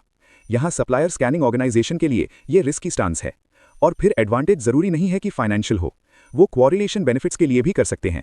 वो इस अरेंजमेंट को supply chain benefits, networking benefits के लिए भी कर सकते हैं। उसके लिए भी वो ये गेन शेयरिंग अरेंजमेंट कर सकते हैं। यहाँ इस टाइप के कॉन्ट्रैक्ट में जो इंपॉर्टेंट है वो ये है कि ग्रेटर ओपननेस इंपॉर्टेंट है। हॉस्पिटल को स्कैनिंग ऑर्गेनाइजेशन को बताना चाहिए कि एक्चुअली कितनी कॉस्ट सेविंग्स जनरेट हुई है। वो उन्हें ट्रांसपेरेंट तरीके से बताना होगा। और फिर अगर ये प्रॉपरली काम कर रहा है तो हॉस्पिटल और स्कैनिंग ऑर्गेनाइजेशन दोनों के लिए विन विन सिचुएशन है। गेन शेयरिंग अरेंजमेंट का यही मतलब है। दोनों पार्टीज के लिए बेनिफिट होगा। सप्लायर के लिए हाई रिस्क होगा। सप्लायर पेमेंट की बिना किसी गारंटी के ऑपरेट कर रहा होगा। गेन शेयरिंग अरेंजमेंट का यही मतलब है। अब हम डाउनसाइजिंग, आउटसोर्सिंग और ऑफशोरिंग देखने जा रहे हैं। ये 3 चीजें हैं। सब कुछ कॉस्ट कम करने से रिलेटेड है। मेन मोटिव कॉस्ट कम करना है। हम ये सब कब कर रहे होंगे जब आप डाउनसाइजिंग देखते हैं। डाउनसाइजिंग का मतलब है हम ऑर्गेनाइजेशन का साइज कम कर रहे हैं। ऑर्गेनाइजेशन का साइज कम किया जा रहा है। मतलब ये कि हम कुछ एक्स्ट्रा ब्रांचेस या एक्स्ट्रा डिपार्टमेंट जो हमारे पास हैं उन्हें बंद कर रहे हैं। हम कुछ जगहों पर ऑपरेशंस बंद कर रहे हैं जहां हमें कुछ लॉसेस हो रहे हैं। हम ऐसा क्यों कर रहे हैं? पूरी कंट्री में जब इकोनॉमिक रिसेशन होता है तो हमें कॉस्ट कट करने के लिए सारी एक्टिविटीज़ करनी चाहिए। इसीलिए जब इकोनॉमिक रिसेशन के इंडिकेटर्स होते हैं तो कंपनीज अपने एम्प्लॉयज़ को निकालना शुरू कर देती हैं। वो एम्प्लॉयज़ को अपनी कंपनी से निकाल देंगे और वो एम्प्लॉय कॉस्ट बचा लेंगे, सैलरी अमाउंट वगैरह बचा लेंगे, कॉस्ट सेविंग्स जनरेट होंगी। इस तरह के इकोनॉमिक रिसेशन पीरियड में बहुत से लोग अपनी जॉब्स खो देंगे। डाउनसाइजिंग का यही मतलब है। ये डाउनसाइजिंग की वजह से हो रहा है। इमरजेंसी के केस में कंट्री में इकोनॉमिक हार्डशिप में कंपनी के सर्वाइवल के लिए वो एम्प्लॉयज़ को ले ऑफ करना शुरू कर देंगे। वो बिजनेस को स्केल डाउन कर देंगे, वो वर्कफोर्स कम कर देंगे, वो ब्रांचेस कट डाउन कर देंगे। इकोनॉमिक रिसेशन के केस में वो कॉस्ट एलिमिनेट कर देंगे और फिर वो इकोनॉमिक क्राइसिस के केस में आउटसोर्सिंग और ऑफशोरिंग भी कर सकते हैं। रीस्ट्रक्चरिंग और स्ट्रैटेजी में चेंज की वजह से भी वो ऐसा कर सकते हैं। मेन रीजन इकोनॉमिक रिसेशन है। दूसरे टाइम्स में बिजनेस ऐसा नहीं करेगा। अगर बिजनेस लोगों को अननेसेसरीली ले ऑफ करता है तो मार्केट में बैड रेपुटेशन क्रिएट होगी। अब आउटसोर्सिंग। आउटसोर्सिंग का मतलब है नॉन कोर बिजनेस फंक्शंस को दूसरी एक्सटर्नल थर्ड पार्टी फर्म्स को ट्रांसफर करना। हमने चैप्टर नंबर 1 में ये पहले ही देख लिया होगा। मैंने वहां पहले ही बताया होगा कि आउटसोर्सिंग क्या है। हम नॉन कोर एक्टिविटीज को दूसरी एक्सटर्नल थर्ड पार्टी फर्म्स को ट्रांसफर करेंगे। यहां हमारे पास 2 लोग होंगे, एक फर्स्ट पार्टी है, दूसरा सेकंड पार्टी है। हमारा क्लाइंट फर्स्ट पार्टी है, एंड यूजर सेकंड पार्टी है। अब एडवांटेजेस क्या है? हमारी कॉस्ट रिड्यूस होगी, इससे भी कॉस्ट रिड्यूस होगी, हमारी प्रोडक्टिविटी इंप्रूव होगी, हमें ज्यादा एफिशिएंसी मिलेगी। और फिर डिसएडवांटेजेस क्या हैं? हमें कल्चरल डिफरेंसेस मिलेंगे। एग्जाम्पल के लिए यूनाइटेड स्टेट्स अमेरिका में बहुत सारी कंपनीज अपनी कॉल सेंटर एक्टिविटीज वगैरह इंडिया को आउटसोर्स कर रही हैं। यहां उन्हें कल्चरल डिफरेंस मिलेगा, वो प्रॉपरली कम्युनिकेट नहीं कर पाएंगे। इंडिया में call centres United states clients से प्रॉपरली कम्युनिकेट नहीं कर पाएंगे, सिक्योरिटी इश्यूज वगैरह होंगे, कम्युनिकेशन प्रॉब्लम वगैरह होंगी। आउटसोर्सिंग स्ट्रैटेजी को सक्सेस बनाने के लिए हमें प्रॉपर आउटसोर्सिंग वेंडर सिलेक्ट करना होगा। अगर वो बहुत सालों के एक्सपीरियंस वाली बहुत बड़ी ऑर्गेनाइजेशन है तो अच्छा है। फिर हमें डेटा की सिक्योरिटी इंश्योर करनी होगी। हम आउटसोर्सिंग फर्म को डेटा प्रोवाइड कर रहे हैं। Outsourcing firm third party firm को डेटा प्रॉपरली सिक्योर तरीके से रखना चाहिए। हमें स्मॉल स्टार्ट करना है और कॉन्स्टेंटली मॉनिटर करना है। हमें इसे पूरी तरह से स्टार्ट नहीं करना है और सारी नॉन कोर एक्टिविटीज ट्रांसफर नहीं करनी है। हम बस स्मॉल स्टार्ट कर सकते हैं। बस एक एक्टिविटी ट्रांसफर करें और देखें कि वो इसे प्रॉपरली कर रहे हैं या नहीं। आउटसोर्सिंग की वजह से क्या प्रॉब्लम्स आ रही हैं, इसे एनालाइज करने के बाद हम मेजर चेंजेस कर सकते हैं और फिर हम बहुत सारी एक्टिविटीज उन्हें आउटसोर्स कर सकते हैं। फिर हमारे पास क्वालिटी कंट्रोल इश्यूज वगैरह, सिक्योरिटी वायलेशंस वगैरह होंगे। अगर हम बैड फर्म सिलेक्ट करते हैं तो आउटसोर्सिंग में पुअर कस्टमर सर्विस, हमें वो भी कंसिडर करना चाहिए। इन सभी फैक्टर्स को कंसिडर करते हुए हम आउटसोर्सिंग पोजीशन कर सकते हैं। अगली चीज है ऑफशोरिंग। ऑफशोरिंग का मतलब यह है कि हम अब्रॉड कंट्री में एक ब्रांच क्रिएट कर रहे हैं। ऑर्गेनाइजेशन की एक ब्रांच को दूसरी कंट्री में रीलोकेट कर रहे हैं जहां ऑपरेशन रन करने की कॉस्ट कम या सस्ती है। एग्जाम्पल के लिए, अगर आप अमेरिका में मैन्युफैक्चरिंग कर रहे हैं तो आपको लेबर की हाई कॉस्ट मिलेगी। एम्प्लॉयज लोअर वेज पर काम नहीं करेंगे, लेकिन इंडिया में उनके पास चीप लेबर है। तो कंपनीज क्या करेंगी? अमेरिकन कंपनीज इंडिया में मैन्युफैक्चरिंग प्लांट स्टार्ट करने की कोशिश करेंगी क्योंकि उन्हें चीप लेबर मिल रहा है। इंडिया में ऑपरेशन रन करने की कॉस्ट चीप है, इस वजह से वो ऑपरेशन अमेरिका से इंडिया ट्रांसफर कर देंगे। इसे ऑफशोरिंग कहा जाता है। ऑर्गेनाइजेशन ब्रांच को अमेरिका से इंडिया रिलोकेट करना। एसेट वगैरह का कोई फिजिकल ट्रांसफर नहीं होगा। बहुत बार एसेट का कोई फिजिकल ट्रांसफर नहीं होगा। वो इंडिया में दूसरी सब्सिडियरी कंपनी को सर्विसेज दे रहे होंगे, वो यहां मैन्युफैक्चरिंग स्टार्ट करेंगे। बहुत बार वो एसेट्स को फिजिकली ट्रांसफर नहीं करेंगे। अगली चीज ये है कि हम ऐसा क्यों कर रहे हैं? हमें ऑपरेशन की रिड्यूस्ड कॉस्ट मिलेगी, हम कोलैबोरेशन कर सकते हैं, हम इंडिया में गवर्नमेंट पॉलिसी का एडवांटेज ले सकते हैं, हम इंडिया में अवेलेबल लोकल लोगों की स्किल यूज करेंगे, हमें टाइम जोन एडवांटेज भी मिलेगा। डिसएडवांटेज ये है कि होम कंट्री में अनएम्प्लॉयमेंट होगा। हमें होम कंट्री में अनएम्प्लॉयमेंट क्यों मिलेगा? होम कंट्री अमेरिका है। अगर हम अमेरिका में मैन्युफैक्चरिंग प्लांट बंद करके इंडिया मूव करते हैं तो उस पर्टिकुलर फैक्ट्री में काम करने वाले एम्प्लॉयज जो करंटली अमेरिका में ऑपरेट कर रही हैं वो अनएम्प्लॉयड हो जाएंगे। यूनाइटेड स्टेट्स में और लोग होंगे जो अनएम्प्लॉयड हैं, तो इससे होम कंट्री में अनएम्प्लॉयमेंट बढ़ेगा। इससे सोशियो पॉलिटिकल प्रेशर भी आएगा। यूनाइटेड स्टेट्स की गवर्नमेंट भी जब हम ऐसा कर रहे होंगे तो शायद वो बैठकर ना देखें, वो भी कंपनी के पास आएंगे और अमेरिका के लोकल लोगों को एम्प्लॉयमेंट अपॉर्चुनिटी देने का प्रेशर देंगे। अब इसके अंदर जो कॉन्सेप्ट हमें समझाया गया है वो काफी इंटरेस्टिंग है। ऐसा पॉसिबल है कि आप काम को आउटसोर्स तो करें लेकिन उसे ऑफशोर ना करें। इसका मतलब है कि हम अपना कुछ काम किसी थर्ड पार्टी ऑर्गेनाइजेशन को दे देते हैं, लेकिन हम उस काम को किसी दूसरी कंट्री में रिलोकेट नहीं करते, वो अपनी ही कंट्री में रहता है। वहीं दूसरी तरफ कुछ काम ऐसे होते हैं जिन्हें हम ऑफशोर तो कर सकते हैं लेकिन आउटसोर्स नहीं कर सकते। यहां हम काम को किसी दूसरी कंट्री में रिलोकेट तो कर देते हैं लेकिन उसे करने वाली हमारी अपनी ही ऑर्गेनाइजेशन होती है, कोई थर्ड पार्टी नहीं। और एक तीसरी चीज होती है जिसे हम कहते हैं ऑफशोर आउटसोर्सिंग। इसमें हम अपना काम किसी ऐसी थर्ड पार्टी ऑर्गेनाइजेशन को देते हैं जो किसी दूसरी कंट्री में लोकेटेड होती है। यानी यहां हम आउटसोर्सिंग और ऑफशोरिंग दोनों एक साथ कर रहे हैं। हम एक विदेशी वेंडर को हायर करते हैं ताकि वो हमारा काम संभाल सके। बेसिकली अपने नॉन कोर वर्क को किसी ऑफशोर लोकेशन पर ट्रांसफर करना या लीज पर देना ही ऑफशोरिंग का असली मतलब है। इस चैप्टर में बस एक ही चीज बची है, जो है सर्विस लेवल अरेंजमेंट। अब हम इसे देख सकते हैं। अब हम सर्विस लेवल अरेंजमेंट का कॉन्सेप्ट समझने जा रहे हैं। सर्विस लेवल एग्रीमेंट या अरेंजमेंट में हमारे पास दो पार्टीज होती हैं। एक पार्टी होगी सप्लायर यानी सर्विस प्रोवाइडर, और दूसरी पार्टी होगी कस्टमर। यहां इनके बीच एक कॉन्ट्रैक्ट होगा। इस कॉन्ट्रैक्ट में सप्लायर कस्टमर को एक पर्टिकुलर सर्विस प्रोवाइड करेगा, और उस सर्विस को प्रोवाइड करने के लिए कुछ कंडीशंस होंगी। अगर वो कंडीशंस फॉलो की गई तो फुल पेमेंट दिया जाएगा। अगर वो कंडीशंस फॉलो नहीं की गई तो फुल पेमेंट नहीं मिलेगा। हम कुछ अमाउंट डिडक्ट करेंगे और उसके बाद ही सप्लायर को पार्शियल पेमेंट देंगे। यही यहां का एग्रीमेंट है। बेसिक एग्रीमेंट यही है। सारी कंडीशंस फुलफिल हुई मतलब फुल पेमेंट, कंडीशंस फुलफिल नहीं हुई मतलब हम कुछ अमाउंट डिडक्ट करके पार्शियल पेमेंट देंगे। उस डिडक्टेड अमाउंट को पेनल्टी कहा जाएगा। तो चलिए इसका एक एग्जाम्पल देखते हैं। यहां हमारे पास केस स्टडी में क्वेश्चन नंबर 40 है। ये ICI द्वारा रिलीज किए गए वर्ल्ड सिलेबस का केस स्टडी है। जहां तक मुझे पता है, सर्विस लेवल एग्रीमेंट के लिए मुझे बस यही एक क्वेश्चन मिला है। तो हम इस क्वेश्चन को पढ़ते हैं। इस क्वेश्चन में हमारे पास एक कंपनी है। वो कंपनी एयर कंडीशनर्स की मैन्युफैक्चरर है। ये कंपनी कॉल सेंटर्स का काम आउटसोर्स कर रही है। कस्टमर कॉल्स को कंपनी खुद प्रॉपर्ली अटेंड नहीं कर पा रही है, इसलिए वो इस एक्टिविटी को करने के लिए किसी थर्ड पार्टी फर्म को ढूंढ रहे हैं। ये वैल्यू चेन का एक इंपॉर्टेंट एक्टिविटी भी है। वो इसे कृष्णा इन्फोटेक और BPO सर्विसेज को देने की कोशिश कर रहे हैं। इस कंपनी के लिए हम ये काम आउटसोर्स कर रहे हैं, तो ये Krishna infotech company service provider है। ये RSL लिमिटेड या रेक्सकार लिमिटेड ये सर्विस कस्टमर है। यहां एक एग्रीमेंट एंटर किया गया और सर्विस लेवल 90-20 यानी 90-20 प्रिस्क्राइब किया गया। सर्विस लेवल 90-20 है। ये 90-20 बहुत ही ज्यादा इंपॉर्टेंट है। सर्विस क्वालिटी पर चेक रखने के लिए ये प्रिस्क्राइब्ड सर्विस लेवल है। इनवॉइसेस मंथली जनरेट होंगे और सर्विस लेवल यानी SL भी मंथली बेसिस पर ऑब्जर्व किया जाएगा।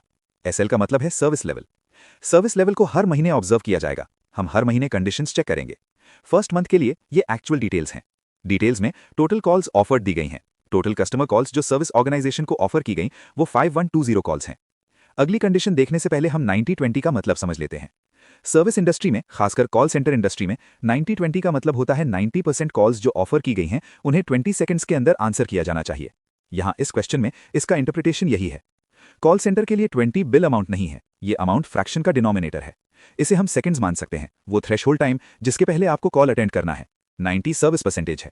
90% कॉल्स को 20 सेकंड्स के अंदर आंसर किया जाना चाहिए। एग्जाम्पल के लिए, अगर ये 80-10 होता तो 80% कॉल्स को 10 सेकंड्स के अंदर आंसर करना होता। यही रूल्स हैं। तो इस कंडीशन के हिसाब से हमें सर्विस देनी है। Calls answered with in threshold time. 20 seconds के अंदर आंसर की गई कॉल्स 4850 हैं। शॉर्ट या abandon calls with in threshold time. अगर 20 सेकंड्स के अंदर ही कस्टमर कॉल कट कर देता है या हैंगअप कर देता है तो क्या होगा? इसमें सर्विस ऑर्गेनाइजेशन की गलती नहीं है। अगर कस्टमर 20 सेकंड्स के अंदर कॉल एंड करता है तो ये सर्विस ऑर्गेनाइजेशन का फॉल्ट नहीं है। तो उन कॉल्स का नंबर भी यहां दिया गया है। हमें देखना है कि कंडीशन सेटिस्फाई हुई या नहीं, ये हमें चेक करना है। तो यहां हम देख सकते हैं कि 90% कॉल्स 20 सेकंड्स के अंदर आंसर होनी चाहिए। उन्होंने कितनी कॉल्स 20 सेकंड्स में आंसर की? 4850। टोटल कॉल्स क्या है? 5120। टोटल कॉल्स को हमें डिनोमिनेटर में लेना है। जो कॉल्स थ्रेशोल्ड टाइम के अंदर प्रॉपर्ली आंसर की गई हैं उन्हें न्यूमरेटर में लेना है। ये परसेंटेज होगा, सर्विस लेवल परसेंटेज जो एक्चुअली अचीव किया गया है। ये 5120 टोटल कॉल्स हैं। हम इसे डायरेक्टली नहीं ले सकते क्योंकि इसमें वो 115 कॉल्स भी शामिल हैं। इन 115 कॉल्स में कस्टमर साइड की गलती है, सर्विस ऑर्गेनाइजेशन में कोई प्रॉब्लम नहीं है। इसीलिए हमें इसे डिनोमिनेटर से रिड्यूस करना होगा। तो ये वो सर्विस लेवल परसेंटेज है जो आपको मिलेगा। जब आप ये कैलकुलेशन करेंगे तो आपको 96.90% मिलेगा। ये एक्चुअल सर्विस लेवल अचीव्ड है। कंडीशन क्या थी? 90/20। 90 का मतलब है 90% कॉल्स 20 सेकंड्स के अंदर आंसर होनी चाहिए। हमने एक्चुअली 96% कॉल्स 20 सेकंड से पहले आंसर कर दी, तो हमने सर्विस लेवल अचीव कर लिया। अब हम सॉल्यूशन देख सकते हैं। यहां उन्होंने सर्विस लेवल एग्रीमेंट का मीनिंग दिया है। ये एक थ्रेशोल्ड है। सर्विस लेवल एग्रीमेंट थ्रेशोल्ड वो एक्टिविटी रिस्पॉन्स टाइम है जो एग्रीमेंट में स्पेसिफाई किया गया है। करंट केस में SLA थ्रेशोल्ड वो सेकंड्स हैं जिसके अंदर सर्विस ऑर्गेनाइजेशन के टेलीकॉलर को कॉल रिस्पॉन्ड करना चाहिए। यहां थ्रेशोल्ड टाइम 20 सेकंड्स है जिसे 90-20 से रिप्रेजेंट किया गया है। अगली चीज, सर्विस लेवल एग्रीमेंट उस लेवल ऑफ सर्विस को डिफाइन करता है जो आप एक्सपेक्ट कर रहे हैं। सर्विस लेवल बेसिकली परफॉर्मेंस को मेजर करता है। 90-20 का मतलब है कि 90% कॉल्स 20 सेकंड्स के अंदर आंसर होनी चाहिए। यहां जैसे हमने पहले देखा, हम सर्विस लेवल कैलकुलेट कर रहे हैं। Total calls answered with in threshold time, properly answered calls, और फिर टोटल कॉल्स ऑफर्ड 5120 माइनस वो कॉल्स जिसमें सर्विस ऑर्गेनाइजेशन की प्रॉब्लम नहीं है, यानी 115। वो कॉल्स जो कस्टमर ने 20 सेकंड्स के अंदर अबैंडन कर दी, इसमें सर्विस ऑर्गेनाइजेशन का कोई फॉल्ट नहीं है। ये न्यूमरेटर है, ये डिनोमिनेटर है। आपको 96.90% मिलेगा।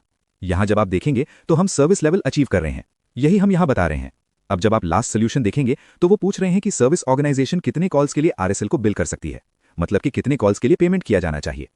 यहाँ हमने सर्विस लेवल पहले ही सेटिस्फाई कर दिया है, तो हम एक्चुअल कॉल्स अटेंडेड के लिए फुल पेमेंट मांग सकते हैं। यहाँ क्वेश्चन में देखें तो टोटल कॉल्स ऑफर्ड 5120 कॉल्स है। कैलकुलेशन के हिसाब से एलिजिबल कॉल्स 5005 हैं। इसमें से 115 कॉल्स शॉर्ट कॉल्स थीं, तो बची हुई 5005 कॉल्स एलिजिबल कॉल्स थीं। इन 5005 कॉल्स में से 4850 कॉल्स प्रॉपर्ली आंसर की गई थीं, 155 कॉल्स थ्रेशोल्ड टाइम के बाद आंसर की गई थीं। लेकिन हमें पूरी 5005 कॉल्स के लिए पेमेंट करना होगा, क्योंकि हमने थ्रेशोल्ड लेवल अचीव कर लिया है। अगर हम सर्विस लेवल अचीव नहीं करते तो हम सिर्फ उन कॉल्स का पेमेंट करते जो एक्चुअली टाइम पे आंसर हुई थी। लेकिन यहाँ क्योंकि हमने सर्विस लेवल अचीव किया है, हमें एक्चुअल कॉल्स अटेंडेड के लिए फुल पेमेंट करना होगा। हम पार्शियली पेमेंट नहीं कर सकते क्योंकि हमने सर्विस लेवल अचीव किया है। अगर हम सर्विस लेवल अचीव नहीं करते तो हमें पेनल्टी डिडक्ट करनी पड़ती। वो इन्फॉर्मेशन क्वेश्चन में दी होती अगर वहां होती। यहाँ ये नहीं दी गई है, इसलिए हमें 5005 कॉल्स के लिए पेमेंट करना होगा। हम 5005 कॉल्स देख सकते हैं। तो बस इस चैप्टर के कॉन्सेप्ट्स यहीं खत्म होते हैं। हमने इस चैप्टर के सारे कॉन्सेप्ट्स कंप्लीट कर लिए हैं। अब हम इस चैप्टर के क्वेश्चंस देख सकते हैं। यहाँ अगर आप देखें तो हमारे पास क्वेश्चंस हैं। सबसे पहले एमसीक्यू स्टार्ट होते हैं। यहाँ उन्होंने एक केस स्टडी दी है। एक कंपनी है जो बहुत प्रॉफिटेबल है और इसका सेल्स वॉल्यूम हाई है। ये कंपनी पिछले 20 सालों से इस पर्टिकुलर बिजनेस में है। बिजनेस साइकिल को प्रेडिक्ट किया जा सकता है। जो प्रोडक्ट ये मैन्युफैक्चर करते हैं वो रिटेल स्टोर से ऑफ शेल्फ खरीदा जा सकता है। डिमांड पूरे साल कंटिन्यूस रहती है। हमारे पास पूरे साल हाई डिमांड रहती है, इसलिए इन्वेंट्री टर्नओवर हाई है। हम प्रोडक्ट्स को जल्दी बेच रहे हैं, प्रॉफिट मार्जिन्स हाई हैं और सफिशिएंट कैश फ्लो जनरेट करते हैं। हमें इनफ कैश फ्लो मिल रहा है। प्रोडक्शन कॉस्ट तब ऑप्टिमल होती है जब प्रोडक्ट्स लार्ज स्केल पर प्रोड्यूस किए जाते हैं।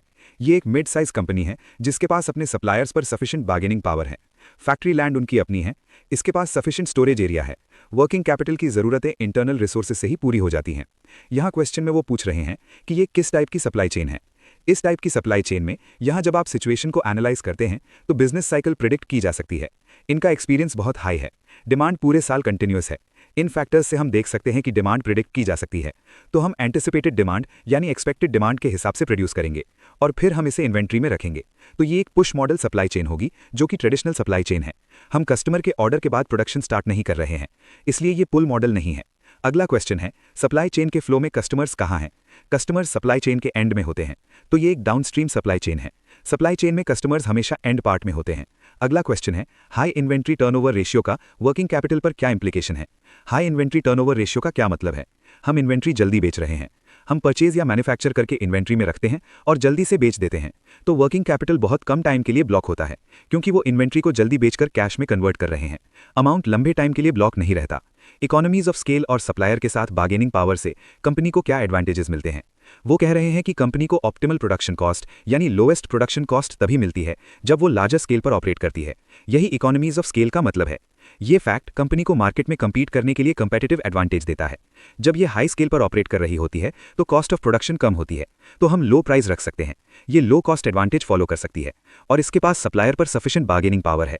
इसका सप्लायर पर सफिशिएंट इन्फ्लुएंस है। सेकंड ऑप्शन आंसर नहीं होगा।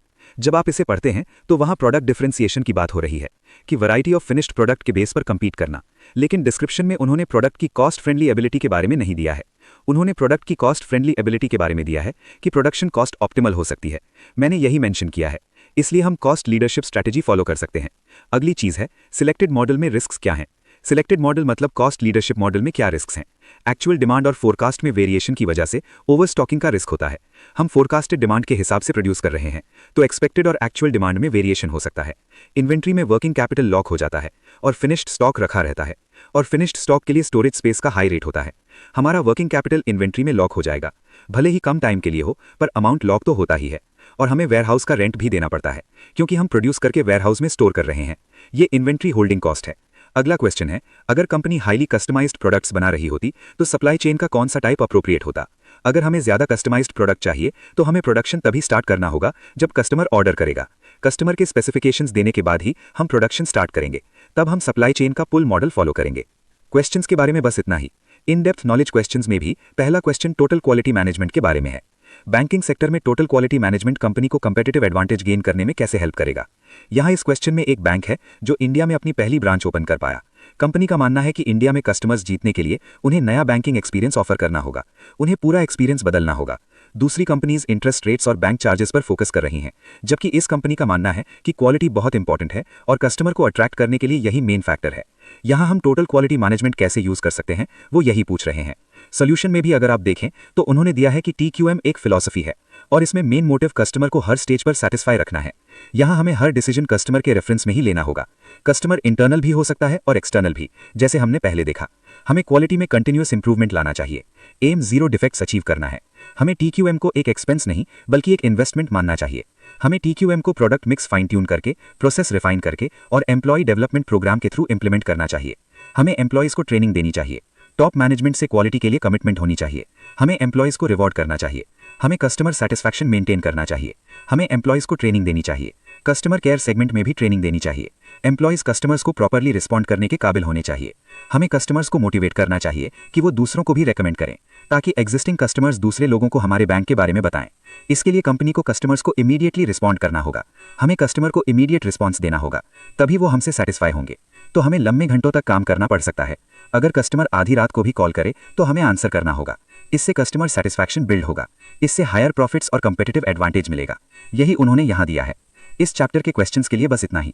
हमने ये चैप्टर पूरी तरह से कंप्लीट कर लिया है। अगर आपको ये वीडियो पसंद आया तो ये ज़्यादा लोगों तक पहुंचेगा और ज़्यादा लोगों को बेनिफिट देगा। तो प्लीज़ चैनल को सब्सक्राइब करें और वीडियो को लाइक करें और इसे अपने दोस्तों के साथ शेयर करें जो एग्जाम्स के लिए प्रिपेयर कर रहे हैं। Thank you.